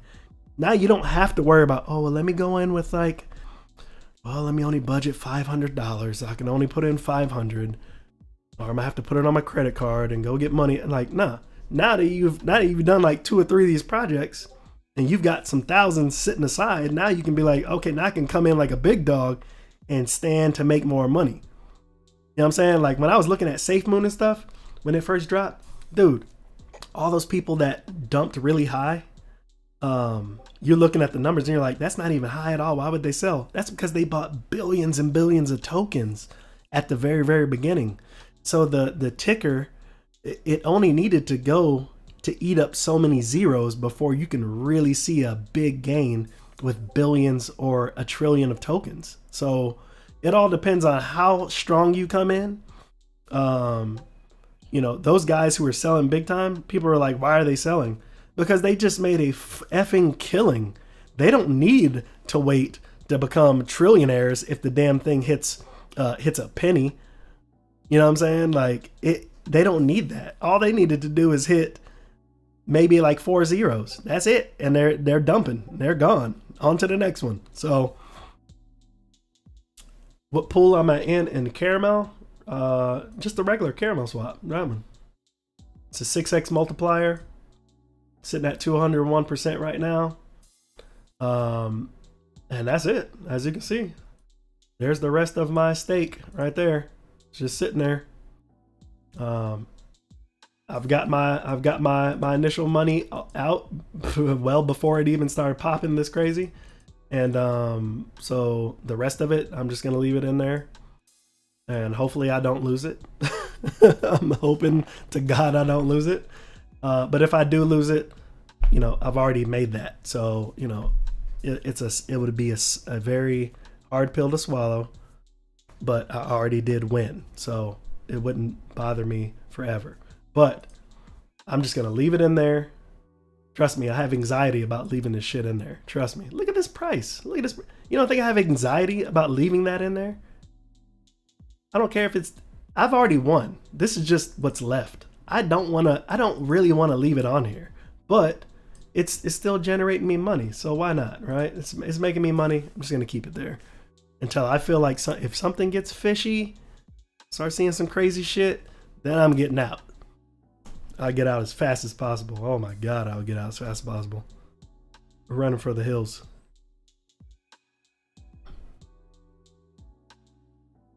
What'd you say, Calvin? You said, yeah, man, the bulk of my crypto are in BNB, ETH anyway. So it's a small portion of my portfolio. What pool are you in? What's up, Caesar? Cake APR, 75,000. Why are you into the... I personally don't like impertinent loss. And for some reason, it's not even just Caramel. It's Pancake, it's Ape Swap. Any of the swaps, I just do not like farming. I don't know why. I see the numbers. I see that you can obviously get more dividends off of it. You can get more rewards off of it, but I just don't like that extra risk. I just don't like it. I would rather have my money sit that, you know what? This is the extra risk that I took right here. I put my ZFi and I staked my ZFi with a 3x multiplier, right, under the community tab into Caramel because it's 5,000%, almost 5,000%. So I'm okay with this. I can deal with that. If if something goes wrong there, I have to eat it. I got to eat that and move on. But to me, this is the peak of my extra risk taking that I would want to do. That's it. That's it. I don't want to do farms. I don't like impertinent loss. I don't want to fool with it. If I'm going to lose something, it's going to be because they rug pulled. I'm not going to fucking put it in there and possibly lose twice. Like I'm not going to do that. I'm okay. I'm not going to get overly greedy. When you start getting greedy, you know, shit can go bad. So I'm fine where I'm at. I'm A-okay. Trust me, I've never met anybody that said, hey, if you can make 50,000, if you can make $50,000 today, do you want to do it? Yes. Do I want to do it? Would I like to cash this out and just say, you know what, on to the next one? Of course. I'm not trying to be too greedy, but I feel like the value of this token is well beyond what it is right now. And so I'm just going to hold on and just let it do what it does. I'm not going to worry about trying to spam more coins in there. And, you know, I'm not going to do that. I'm just going to take my time and cover what's going on. Cover the news, man. Cover the progress and what's going on with this project. It's a damn good project right now. And it looks like they're going to be here to stick around for a while. It's still very early, though. That's the scary thing. It's early. And it's popping. This is like Pancake all over again. Oh my God. Like, I don't even understand if y'all understand what's going on. How many of y'all know that Pancake was below $1 6 months ago? How many? It was like this. Binance Smart Chain is the hottest thing out, man. It's the hottest thing ever. It's just, I mean, I feel like it's just really getting started. It's just really starting to move. There's going to be a ton of these coming out. There are already a lot of them out. Go to DApp Radar. Go to DApp Radar. You don't even have to touch the Binance Smart Chain. Go over to Tron. Go over to Ethereum. I mean, you can go to any chain that you want and these will be here. It all depends on what kind of research you're willing to do and if you're willing to get involved. That's all it boils down to, because they're everywhere. You don't have to be on the Binance Smart Chain. Shit, I mean, I didn't even want to come to the Binance Smart Chain because I have a VPN, but I don't like using my VPN because it screws my other business stuff up when I keep switching back IP addresses. Like, it's annoying. So I didn't want to use a VPN to get into Binance. I had to try to find a walk around. I found a walk around that was a pain in the ass, and it almost really turned me off. And honestly, I think a reason why a lot of people aren't capitalizing on Binance Smart Chain swaps right now is because of that very issue. It's hard if you don't have a VPN and you don't know how to get Binance tokens. It's very hard, or it can be very hard and frustrating. People will give up. Easiest way that I found to, instead of going through Binance, is to use my look, I'm about to do another shameless plug, is to use is to use my link in the description below for crypto.com. I get a kick, you get a kick. Use that link for crypto.com. You can purchase Binance tokens directly on the platform. You don't have to wait like Coinbase for days to get your full balance of what you bought to be able to trade it. You can buy it, you'll get it within 20 minutes, and then you can send it to your MetaMask, you send it to your Trust wallet, or you can use that, and like you can do whatever you want with it at that point. It's a walk around. And you can use your credit cards or your debit cards to purchase it, which is amazing. So that is the walk around for not using the Binance exchange. That is the walk around right there. Also, you can, if you're having trouble, I mean, technically you can send the BNB directly from crypto.com to, like, if you have MetaMask, if you want to, or you can use the Binance Chain wallet. That's another option as well.